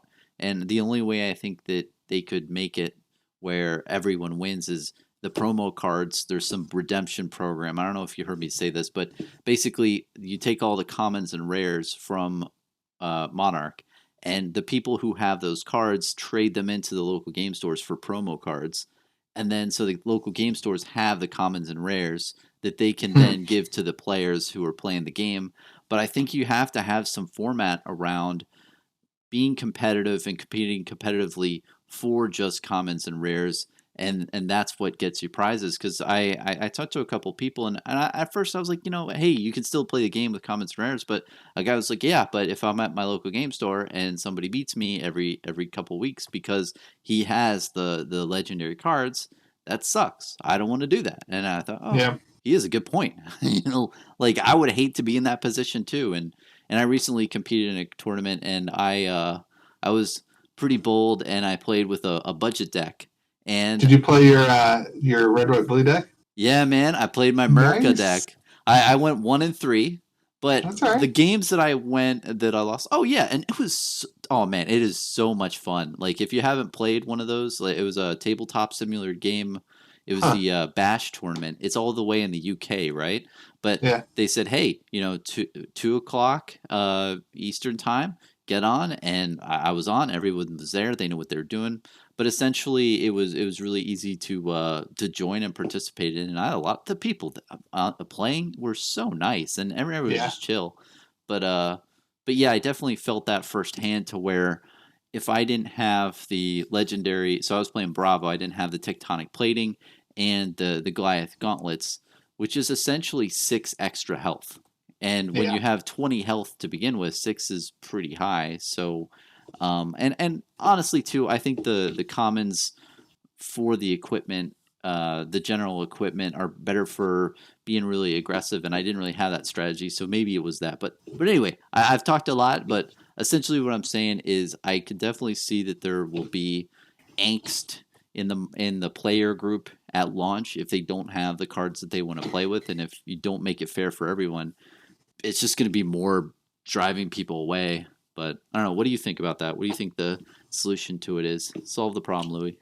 Well, first of all, I think your idea is cool. I mean, I think the problem with your idea is that what we've seen with promos is that LGS is sell them on the market for market value, and they take advantage of it. So I love your heart and I love your idea. I'm a little bit pessimistic about LGSs cashing in. And as much as I want LGSs to make money off of Flesh and Blood, I don't want them to make money off of Flesh and Blood by selling promos, because that hurts players. So, but I think as far as like what's going to happen with Monarch, I don't know what happened with Crew, right? Like we had Crew available for like 6 to 7 months. That was, I mean, you paid $125 for a box of Crew, right? Like that was pretty.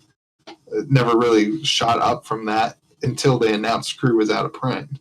Yeah. I don't know. I here's the thing. Like none of us know, right? I do trust LSS though. Like I am pre-ordering. I have no problem paying $125 for them because I'm going to keep the cards. I'm not opening boxes in order to break even or to make money. I'm going to try to make a collection. The same thing I did with Crucible. I have a box of Crucible rares back there that's this long. I got to figure out a way to. I gave some away. I tried posting them for cheap, and I gave more away and whatever. And my point is that I think that LSS will be able to manage the print run better than we all think that they will. And they delayed it a month, right? So maybe they delayed it a month to multiply the printing by 3 times. I don't know. I'm not them. in my mind, it's in their best interest to not reveal that, and I think that's why they're playing it. I mean, they did the same thing with Crew, right? They were like, "Oh, we have a second wave of Crew coming," and like it's still first edition, and nobody got upset about that. Or maybe Well, they did. they I didn't don't even know. announce it. I don't think. I think that was kind of on the hush hush down low thing, and it just got Yeah. distributed on the Reddit and Facebook and everywhere. But it Well, was. they do that thing. They do that thing where they put stuff on their website without an announcement. Oh yeah, you're right. That's why I think that's what happened is that somebody found it like, oh my gosh, they said that more Crew's going to be out, and they didn't do an announcement, which is genius because you can reveal stuff. I mean, they do it with the Collector Center too. That's what happened with the Ira decks. Like they didn't come out with an announcement of like, hey everyone, Ira decks, only 45,000 of them. They just put it on the website, and then like I didn't somebody think found about it. that. You're right. There's kind of a news distribution where if they don't want to directly affect the market, they'll just add it to their site and just wait until someone finds it. And then Yeah. it's just word of mouth, word of mouth. But because there's no official announcement, only, what do you think, 30% of the people or a lower amount of people actually figure that out. And then, Oh yeah. I mean, I think 30% is high. I don't go to the website unless I'm maybe looking it's for 20%. yeah. I don't know. So I think everyone's super pessimistic right now about Monarch, but that we will see it be okay. And here's the thing about what like the whales, right? Like, let's say that there's people who are buying 400 boxes, which I know that there are people buying 400 boxes of mine. 400 boxes? Yeah. That's insane. Oh yeah. I mean, I don't know if you've talked about. I've talked to like 2 people who have already pre-ordered 400 boxes from Team Covenant.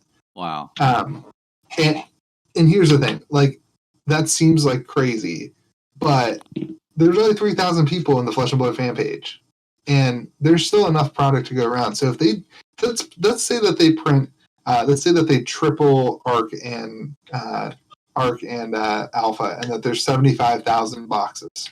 Mm-hmm. At 75,000 boxes, for the 3,000 people that are in the Flesh and Blood fan page, that's a lot of boxes. Like, I know there's more people that play the game that are in the fan page, but in my opinion, LSS can scale the game to where it currently is, and we're all on the Flesh and Blood fan page all the time, and that's our life, and that's what we think about. So we think everybody else in the world. We go to work and we're like, hey, Flesh and Blood, the Alpha Tunic's worth $4,500 now. You know what I mean? And like, in reality, the game is still in its infancy, and our friends are like, what?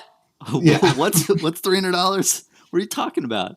Yeah. But in reality, the game's still in its infancy, and so I think you'll probably have to pay if Crew boxes were sitting at 125 to 150 for a long time. I think that Monarch will probably sit at $200 for a decent amount of time, and so I don't see a huge difference in that because I come from a Magic the Gathering background where it's like Double Masters comes out, $100 box of 15 cards, right? Like, and everybody bought it and played it and whatever. So that's my background. So I don't flinch when I see that stuff. I'm like, oh crap, I can only buy 4 boxes instead of 7. Yeah. But I don't know. I have faith in James White, dude. Like, I think he hasn't missed it yet. And one thing that I like too is the promo card value. I can't believe like a Crazy Brew card that has extended art is $500, but literally you could buy the same card in Unlimited for like $2. And same with the Scarf. That's why people say that it's a bubble. It's a bauble. A bobble. I didn't even mean that. But yeah, and then the Scar for a Scar is like 300. It's probably like 500 now. I don't know how much it is, but it's insane. Yeah, I want that. Yeah, I'm jealous of those. But you could get the same card for 10 cents off of TCG Player. But that is really good. I mean, having that kind of demand for some niche thing that is easily replaceable, that's huge because then the collectors know where to put the money. Yeah, exactly. And then the players, they don't have to worry about that extended art version. It's no big deal. You can't even read the text on the Crazy Brew extended art. It's hard to read. So you can't even read the card name. So, I mean, if you get the one you can actually read with, it's a lot cheaper. And I definitely think they've got some money there. But I agree with you, man. I mean, I feel that people are very negative because of certain things. And I understand certain needs aren't being met for certain players. But if you look at the game overall and how much success it's had in such a short period of time, I feel that you gotta just have only high expectations of what they're going to do in the future, and I have a lot of confidence as well, and a lot of people don't realize that this game hasn't really been out for that long. Like Welcome to Mm. Wrath Alpha released in October 2019, I think. So this has only been a little bit over a year, and in a little bit over a year, they've released their signature or their alpha print. They've released the beta, the Arcane Rising, and then they've released Crucible War, the supplementary, and they've released the unlimited products, Yeah. and like they've struck a huge deal with TCG Player and Channel Fireball all in a little over a year. That's insane amount of plays that they made in such a short period of time. I don't Yeah. know. And you like the conspiracy theory stuff, so let me I throw this love one it. at you. Oh, You know, please. everyone's like, Card of Monday can't keep up with the cards. The LSS or Flesh Blood's going to drop because LSS hasn't printed enough cards. Do you notice how fast they got the second wave of Unlimited out for February? That was pretty fast. We had unlimited supply issues, and then they were like, "Oh, hey, more's coming this date. It'll be there on this date." Mm-hmm. And like, in my opinion, let's look at Jumpstart for Magic the Gathering. It took them like 6 months to get more product for Jumpstart. Magic the Gathering, number one, Card of Monday's number one person. Took them 6 months to get Jumpstart. I'm not going to say this as fact, but my opinion is that they have way more unlimited printed than we think that they do. I And that 100% agree with that because they weren't waiting on Card of Monday to print it because it's sitting in an LSS warehouse. And all of us think that LSS is this small company that doesn't have money. But man, I think James White just takes the money and reinvests it back in the thing. And he took a gamble on Monarch or on Unlimited and said, I believe in the game. I believe in the product. Let's print a bunch of it. It's going to be available for forever. So if the game's a success, we can still use it. And so that's my opinion. That's my guess is that we all think that it's in trouble, but they've got a promise. And maybe that's the same with Monarch too. Like maybe we see an initial wave and they're like, oh, don't worry, more's coming. And they've got it and they don't have to get it reprinted at Card of Monday because they have it sitting in warehouses or something. But. Yeah, I mean, the big point too on that is that, and I'll address your conspiracy theory, and I totally agree with it, but the out of print thing on their collector center still isn't out of print, and they've blatantly said there's no time period on when we will stop printing this product. So at this You're talking point, about Unlimited? Yeah, Unlimited. I'm sorry. Yeah, Unlimited, Welcome to Wrath, and Arcane Rising. So literally, they can print at any time. So these short-term blips are no big deal. But to address your specific theory, I totally agree with that because back in the day, what people really don't understand as time goes on, I've said this so many times, people just aren't going to remember. But before TCG Player and Channel Fireball, before Unlimited came out, people were worried. People were honestly, there'd be people on the Reddit every week saying, well, I got into Flesh and Blood, Unlimited's coming out, everything's going to go to nothing, so I'm selling my collection. Who wants it? And people would pick it up, but there's so many people dropping out of the game, and the confidence was low because, like, Louis, like, all these cards, right? The alpha print, they literally only changed the date and the set symbol, and everybody back in the day was saying, how is that going to make any sense with people thinking, oh, okay, this 2020 date versus 2019, who cares? But what's funny is once they did release that TCG Player and Channel Fireball news, then everybody really cared, and that's what spiked it up. But I think that if they had released everything that they had, and this is just a theory, I think if they did print everything they did and distribute everything all at once and nothing sold or nothing sold out, it would be a sign of weakness for the game. So I think they definitely had to sell out of Unlimited, and I think you're right. And I think they've said in the past for other stuff that they've printed stuff and they've held product back and then released it, but I totally agree with that. I think they printed a ton of product, but they only released maybe 25% of what they actually had in their warehouse to the world, just to make sure it's sold out. And then after it's sold out, then they're going to do their second wave just to show it was a success. But it's what Nintendo's been doing for since the original Nintendo, right? They say, oh, remember, were you a kid when the Wii came? How old are you? You gotta be about my age, right? I'm 30.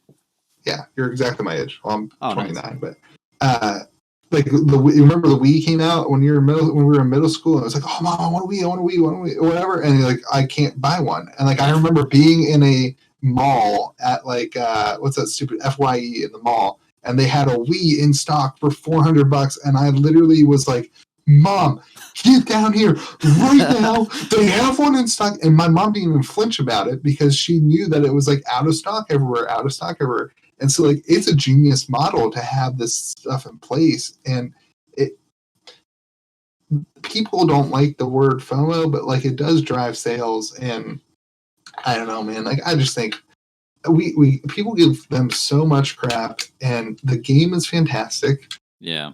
He's been in the industry since 1995, and like he knows how distribution works. He knows what he's doing. He's not stupid. And what we've learned from Rudy, right, is that he owns, like, they got capital and they own a ton of like stock and money in their own company.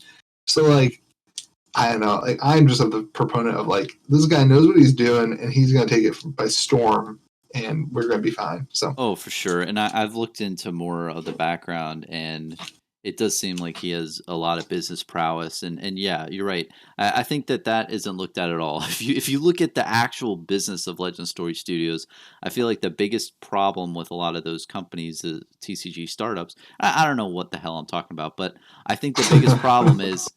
Let me just preface it. That's with what that, I love about you. right? This is what I love about you. You're like, yeah, right. You're like, this is my opinion.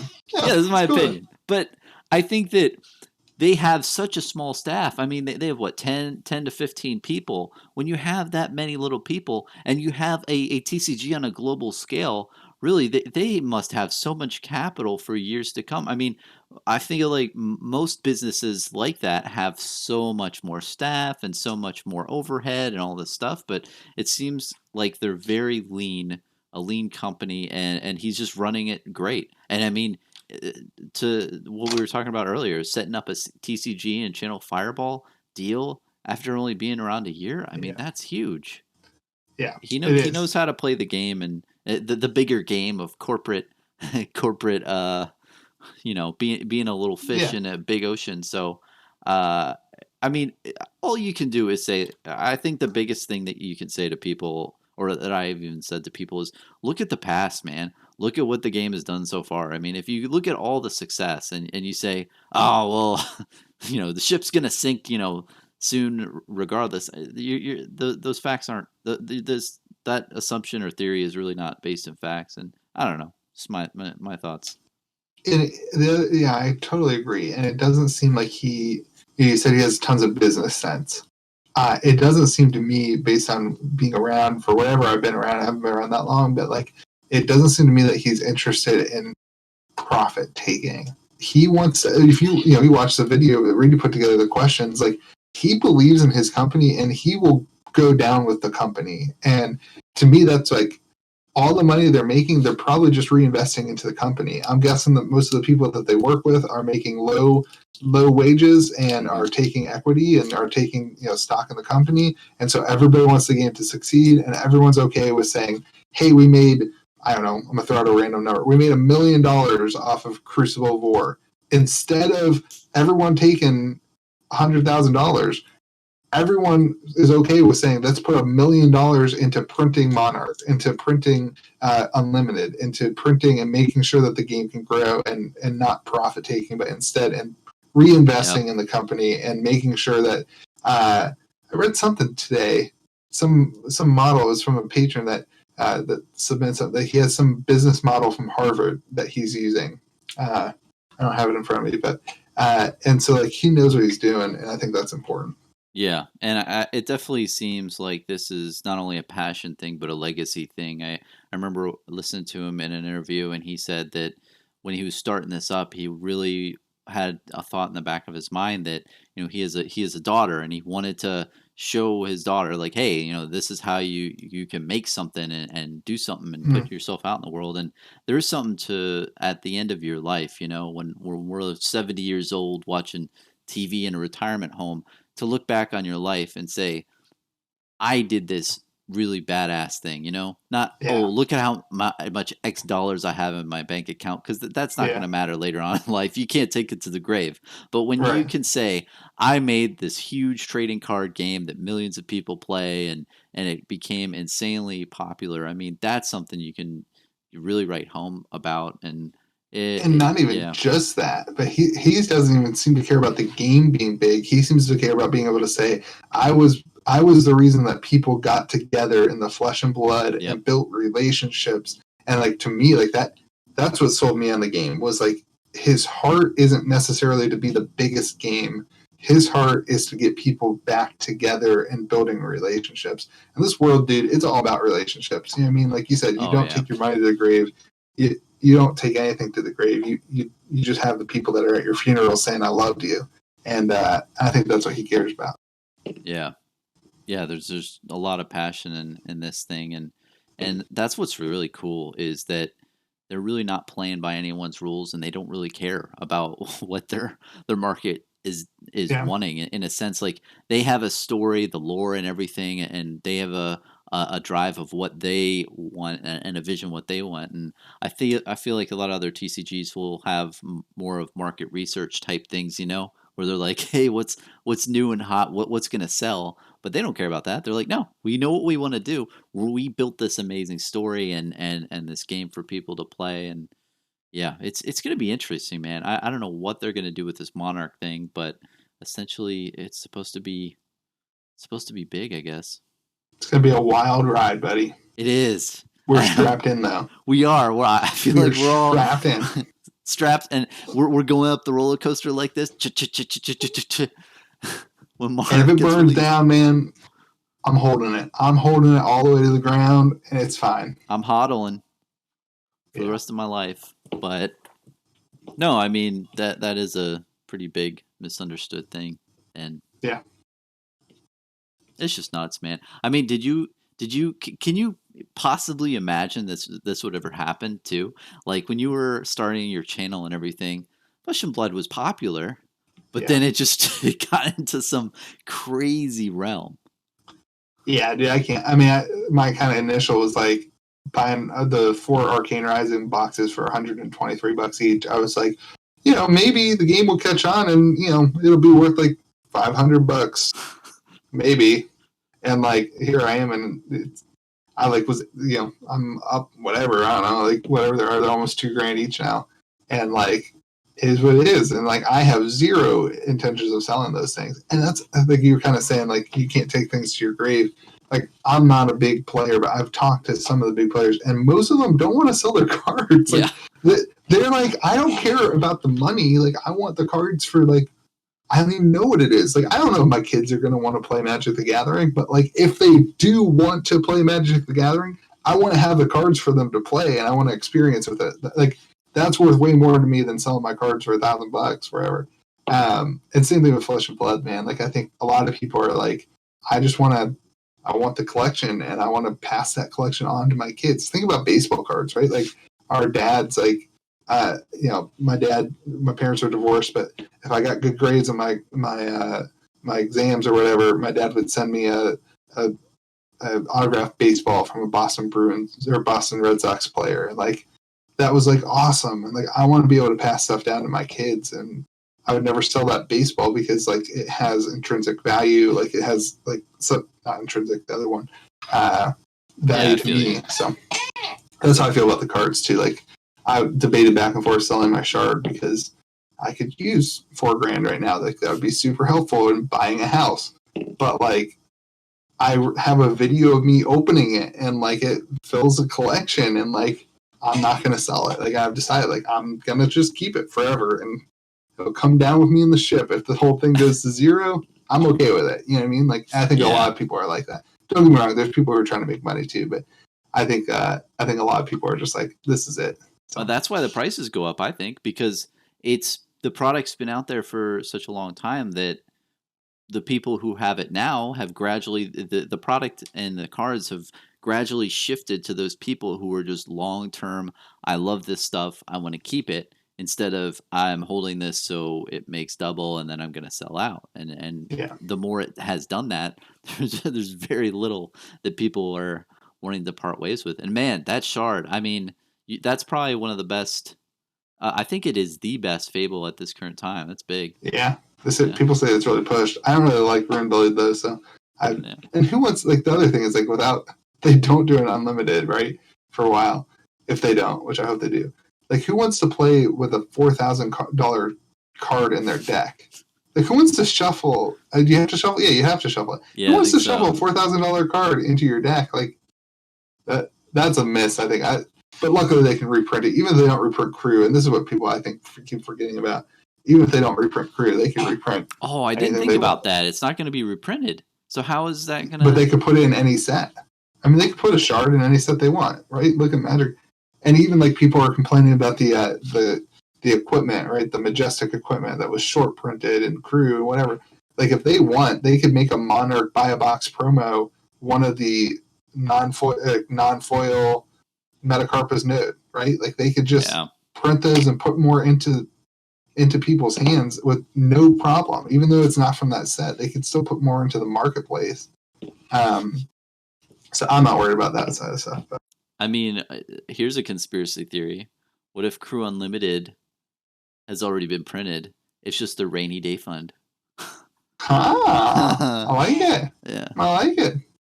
No, honestly, my conspiracy of that is from opening Crew First Wave, I made a couple videos where I got this red flak in the packs next to the foil, so it looks like there's a lot of damage on the cards. And Legend Story Studios even put an article out, said, hey, there's a damage card replacement policy we have for these Crucible War cards. They were not up to snuff to what we wanted, right? And then they did Wave 2 of Crew, and I heard it was even worse. Like the damage on the cards and how everything was put in the boxes was even worse than the first wave. So in my mind, if the first and the second run were both really bad at being produced, then that's probably why they held off on the unlimited run. I think I watched your video when you were saying that. Yeah, and I hate to regurgitate stuff, but the box size. Yeah, maybe I think the box size or something wherever they printed it. I feel like something is wrong with that because I don't know why they wouldn't reprint it because unless they're holding it for a rainy day, but it doesn't make sense because those cards are only going to appreciate until something happens on the secondary market or something else is reprinted. I mean, like that shard, what's it, like 1 out of 1,000 in the world or 1 out of 800? I like that number. Yeah, I never thought about that, but what would that put boxes at? No, it's got to be more than 1,000. No, 1 out of 1,000. I think so. Well, because the Heart of Fandel is 550. It's what's estimated. 1 out of 1,000 puts print run of Crew at 40,000. Yeah. So I hope so. Yeah, let me explain my math. And to preface this, I don't know what the fuck I'm talking about, but. Like always. That's your line, right? Like, yeah. Anytime you say anything, that's a statistic. That's my line on Drinking with Bronson. In the other videos, it's I'm a normal guy in a normal room. But the print run that was said for Welcome to Wrath was 2,200 or 22,000. Right. So Crew had a first wave that has the same print run, but then it also had a second wave. The second wave, we don't know what that print run was. It could have been double. It could have been a half. We don't know. So if it was double, then that would mean 1,100 would be the total amount of shards. But it could be lower. Right. I mean, especially with everything damaged. Yeah. Yeah, I mean, I guess it makes sense. I mean, 40,000. I was saying that I want Monarch First Edition to be 75,000. So, I mean, that would be kind of, 22, 40, 75. That would kind of be a good trajectory. Yeah, no, I think you might be onto something there. I just never thought of it as I never did the math in my head of how limited the shard was. But yeah, now there's a lot more hearts, right? Because the heart has an unlimited edition, so there's a lot more hearts. I mean, that won't affect the price. Yeah, I see what you're saying though. To play with, because there's a card that you need to play in the deck. You'll see another. You will see another shard somewhere. It might not be in a Crew reprint, right? Like it might not be Crucible War Unlimited, but they might throw it in a like they did with Lunging Press. My guess is that Lunging Press wasn't always supposed to be in Crucible of War, but then the game took off and Lunging Press became part of the meta, and they were like, hey, let's throw this card in a different foil version or whatever in Crew. So, you know, I think they could do something like that with Shard, or make it a buy box promo or whatever. That's what Magic does for cards, right? They did that with that big land that came out a couple years ago. They just made the buy box promo, so all of a sudden players can buy the cheap one. So that would definitely scare a bunch of investors and get them out of the secondary market. Nah. Fabled as no, you don't think so? How would you even distribute that? I don't. Sorry, that was a stupid statement that I made. I don't think the Fabled will be a buy a box promo. Oh, okay. I guess that is what I said, which is that is a dumb thing. I think like the Majestics could be a buy a box promo. Oh, okay. I feel that. I think that could happen. Yeah, I did say the Fabled, and you're right. Like that would be completely ridiculous. But you could do the Fabled in another set. Totally. You know, and like, or you could do a master set. Yeah, you could do a master set, like an Omni set. Yeah. And something like that. Well, do you think it has to get reprinted? I mean, let me rephrase. Do you think something has to happen to where investors and collectors get burned? I mean, I think that we're kind of leading on to that because, like I said in the beginning, and what we were talking about is that it seems like whatever you park your money into, it's just a matter of time before it hits. I mean, like those welcome deck recently. I mean, it was just very comical, man. I mean, who would have thought those $20, $50 decks are now $300 or free decks? Yeah, my LGS has 4 of them sitting in the thing. I texted him today. I was like, "What are you gonna do with these?" Yeah. He's like, "You want to buy them at half price and you can make all the money off of them?" And I was like, "I'm not making that much money off of that if I do that." First of all, and second of all, they were supposed to be free to people. Yeah. But I told him to sell them. I was like, "Dude, make your money. Like, just make your money." I'm sorry. What was the question?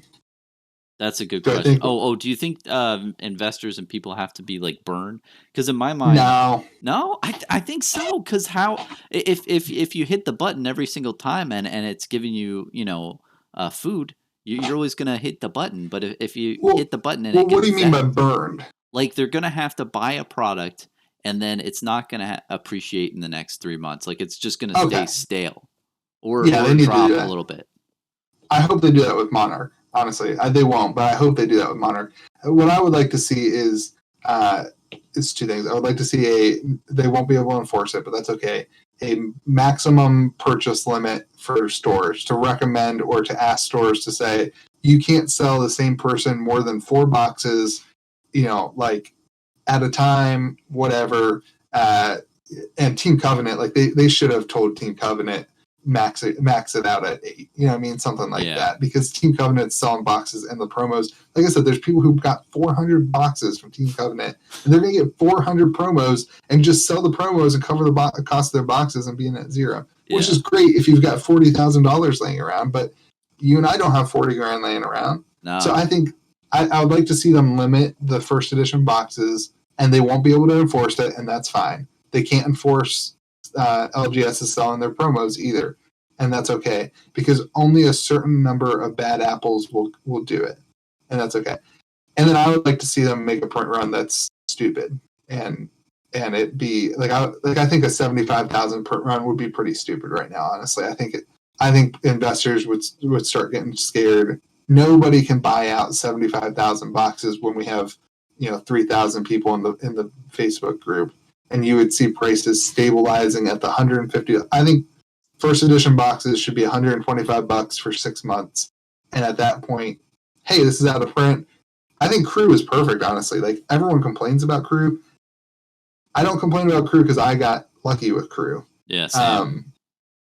I bought boxes of Crew. I bought 21 boxes of Crew at MSRP, right? Like I was able to do that and complete a set of Crew by pretty much opening them for under $3,000, right? Like that's over 6 months, right? Like that's not a terrible thing for somebody who loves the game. So I don't know. Like I hope that they just make that available, and I hope they just slow drip it. But like, dude, like people are still getting boxes of Crew to their LGS. Like my LGS gets like a box or 2 of Crew almost every week right now, and so like that's what's suppressing the value at $500. They're still getting Crew from like distributors. Distributors? That's at the crazy. regular distributor price. And I'm hearing other distributors who are raising the prices, but I have a great relationship with the LGS dude. He tells me all the stuff, and he makes his money. Like he sold 2 boxes of crew at $600 this week or $500 or whatever it was. Mm-hmm. And so he's making his money, but he's honest with me, and I'm the reason he got into Flesh and Blood. I was like, hey dude, can you order this product? And he was like, yeah. So he's been pretty transparent with me about stuff. So I personally think that even distributors are seeing this and saying, hey, if we want this game to succeed, we need to keep the price down. And so they're slow dripping it to stores rather than saying, yeah, we have 10,000 boxes. Not 10,000. Yeah, we have 500 boxes. Yeah, if you want to order them, yeah, they're all yours. And then that one person makes stupid amount of money, and now no other LGS can get them. They're saying, no, dude, you can get 2 boxes, and come back next week. We might have 2 boxes for you if we still have it. Yeah. And then store owners who paid $60 a box are saying, okay, yeah, I'm not going to overshoot the market. I'll take my money at $400 or $500, and that's why we're seeing the price stabilize. I hope they do the same thing with Monarch, where it's not just, hey, yeah, we printed $50,000 or 50,000 boxes, and in 1 week, all 50,000 boxes are gone. Instead, you get 25,000 boxes the first week, and over the next 6 months, you see the other 25,000 boxes hit the market. And so that kind of keeps the price suppressed. You have a good point, because there definitely does have to be some sort of allocation, because at this point, there's just too many whales out there in the ocean that literally, if they could buy an insane amount, I feel that they would, especially if it had that first print run on it. And the clout around Monarch, I feel, is an even greater. We're at a weird time too, because everything has just exploded on the secondary market for all these older, I'll say vintage products, vintage being a year ago. But not only has more credibility gone in that standpoint, but we've also been told that Monarch is going to be the final big reveal of, okay, this is what the game is supposed to be. Yeah. So when you have, it's kind of like the perfect storm product to have like a first edition label on, even if the print run is insanely large than what it was before for Welcome to Wrath, it still is going to be desirable because people are just going to open the boxes. I mean, there's going to be tons of people who are just going to get the boxes, want to play the game. Like, go figure. Yeah. But it's going to be, I don't know. I personally think, 75,000, I feel is maybe that would work. And maybe if they did but if they did 75,000, they would really have to just pump all of those boxes out into the market, not hold too many back. I think they need even more. Honestly, they need somewhere in like the 150 range. There's just so many people. Like, I mean, you're telling me 2 people bought 400 boxes each. That's insane. Yeah, I mean, what's that? They did 80,000. That's what, 1/5 of the. I can't do math in my head. I can get a calculator. I can't either. I mean, it sounds 400 boxes times. I don't even know how to do it. All right, let's call it 80,000. Yeah. Divided by 400. That's not that math's right. No, it'd be 400 divided by 80,000. People are laughing at us. If you're still watching this video, you are laughing at me right now. Hey, you're more bold than I am. I don't know. They would have times 100. They would have, if you bought 400 boxes and the print run was 80,000, you would own 0.5% of the market. That's insane. That is insane. You're right. 80,000 wouldn't be enough. You're 100% right. And I don't even know if 200,000 would be enough. It just feels like it's unsatiable at this time, and a slow drip would be even insane, because the box prices would go even higher and higher because people wouldn't be able to get it. I don't know how they're going to do it, and a lot of people think that they should do unlimited at the same time, but that would be kind of weird, because let's say you pre-ordered a first edition Monarch product, right? You go into your LGS and they say, oh, we don't have the first edition, but we have that unlimited. And that's more of a bait and switch model in my mind. You want one thing, and then you go in the store and they're trying to give you some lesser version of it. But I don't know, man. It's gonna be a cluster. I mean, long term, both of us agree that in 1 to 2 years, this whole stuff is gonna be fleshed out, and it's gonna be fine. It's just short Yeah. term, they're experiencing some insane amount of growth.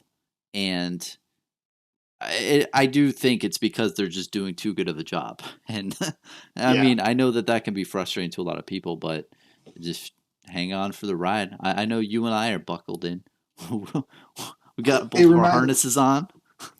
strapping in, going down the roller coaster. Yeah, It wherever reminds make me a it. lot of like collector's edition video games that sell out in like seconds. Mm. Uh, and I think stores that put a limit on it are in the right. And so that'd be my opinion. Let's put a limit on it. If you're a shop owner, put a limit on it. Yep. Make people buy 4 boxes at a time, and then you're protecting the rest of the people. But What's funny to me is what is it? Those collector edition video games, just a side topic. Have you seen those review videos where the guy opens the whole collector's edition thing and it doesn't come with the game? those are hilarious to me. It that's doesn't even awesome. come with the game. It I just haven't. comes. I haven't. Is it because it's digital or something? No, I think they just it says game sold separately. That's great. I think it never happened a even knew couple that. times. It was just too funny. I loved hearing the reviews for those, but That's great. yeah, maybe they even do it like with a gem ID or whatever, the Oh, player that's good. ID. That would be good. That's a great idea. I hope LSS is listening to you, man.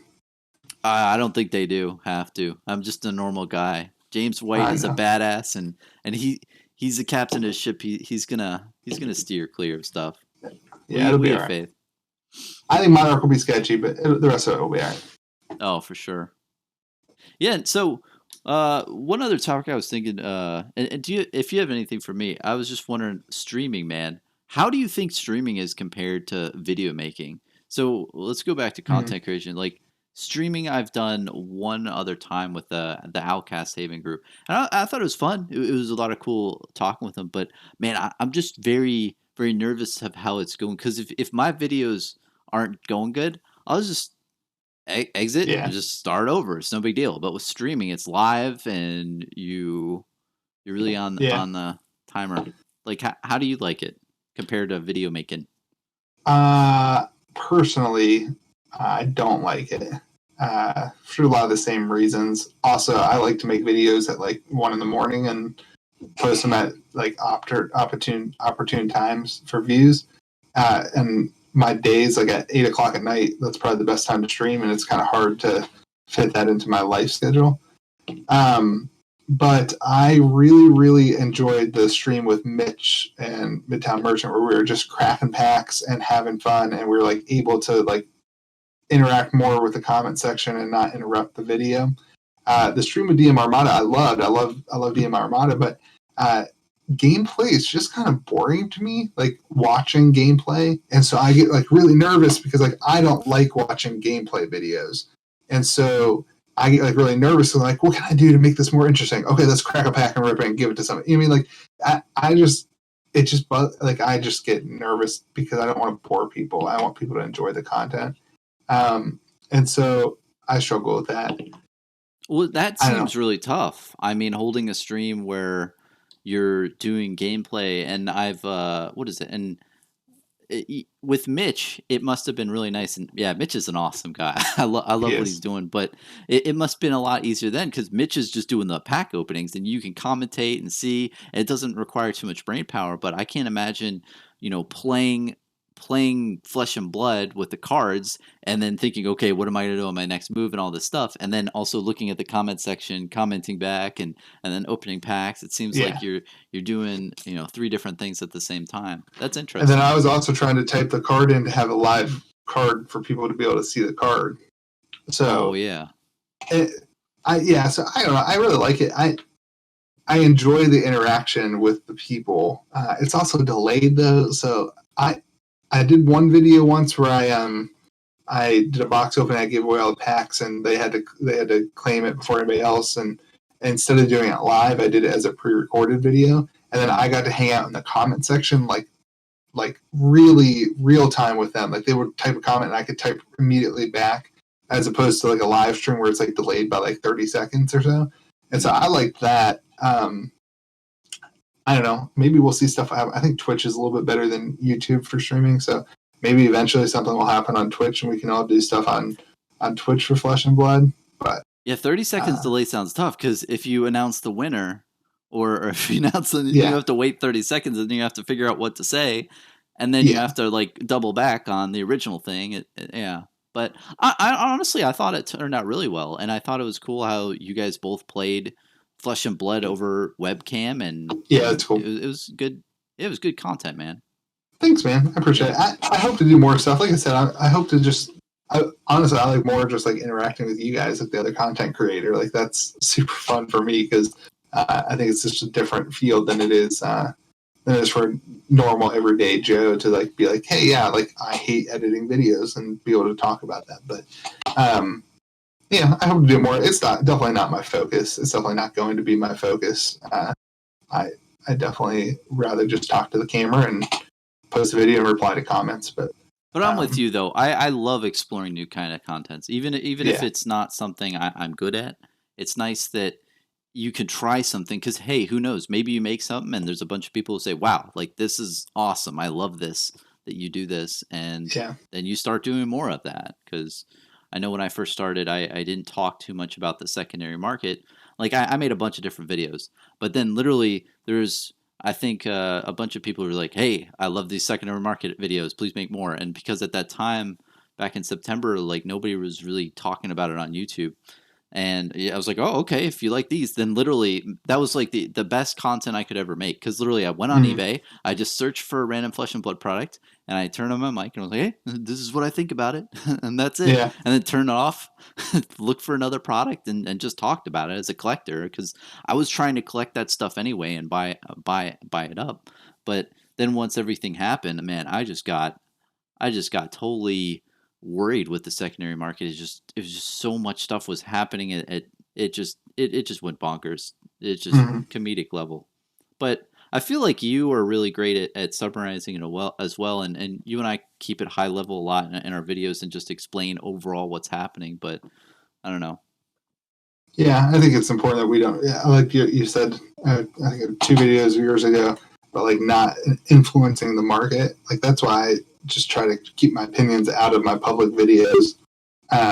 Just because not that I want to influence market, but like for myself, don't want everybody to be like, he's just saying that this card's worth something because he has some of them. And so like I just don't want any of that to be possible. Because I agree, like we shouldn't have an effect on, like we should focus on what's happened in the past, not necessarily like what will happen in the future.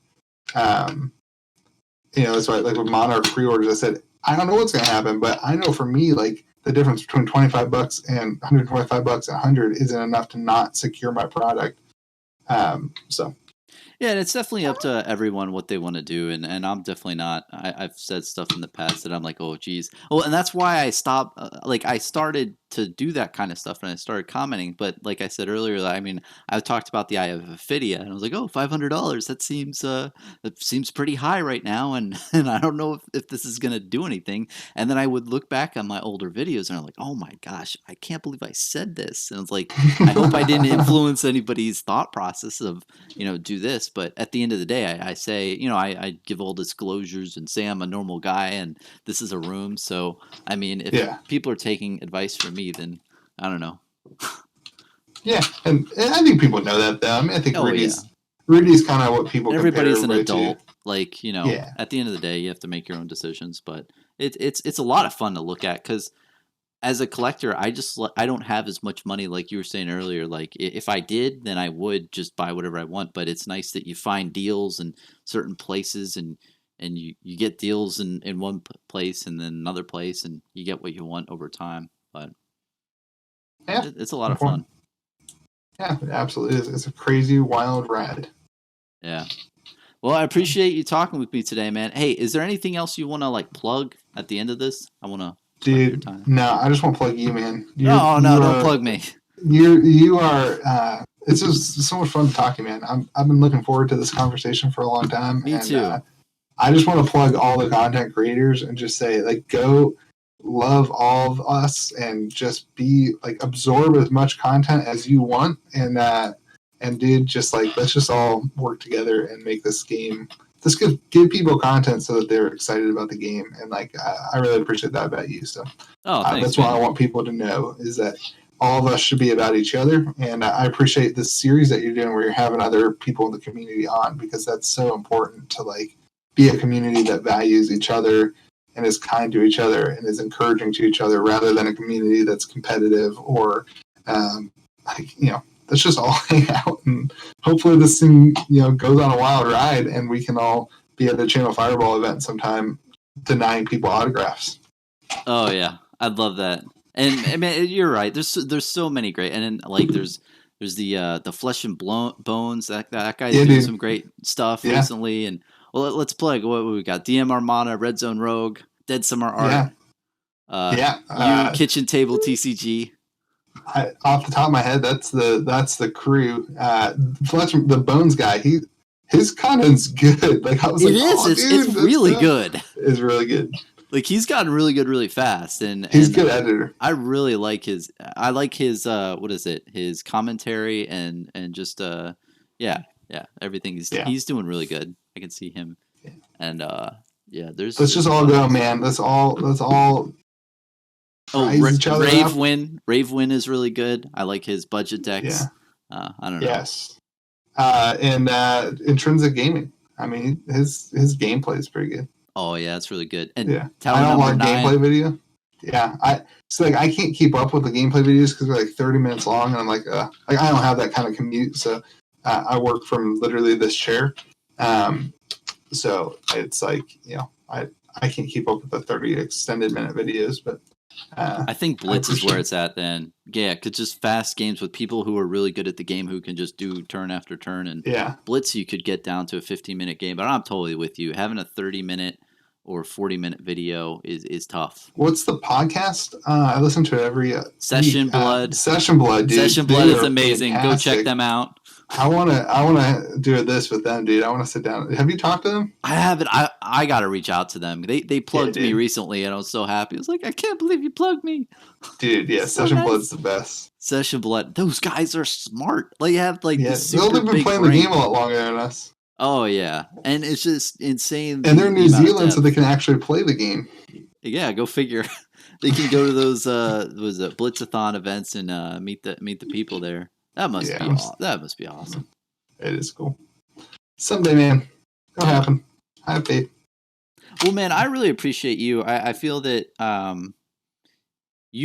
when you started YouTube and content creating, I really liked how you knew what you were doing, and the visuals and the lighting. You had that all figured out in the front end, and you really do talk about different topics, and not only secondary market, but other things about Flesh and Blood in a very just upbeat, positive way. And man, when I saw your video in December, when you talked about, hey, let's just be positive, man, let's just have a good time. That there needs to be more of those types of videos out there, because at the end of the day, we're playing a game where we have limited times in our lives to do things. And when you focus on just being positive and having fun, that's what this game is supposed to be. If you're not having positive fun, then you're doing something wrong, or something needs to change, because this is a game that you're trying to have fun with and have a good time. And I feel that your channel really exudes a lot of that, and you take topics that aren't really geared towards that, and you make it fun, you make it interesting to watch. And I really enjoyed watching your channel grow, and man, you're over 500 subscribers. That's awesome. I'm so thrilled for you, man. And I'm really looking forward to all the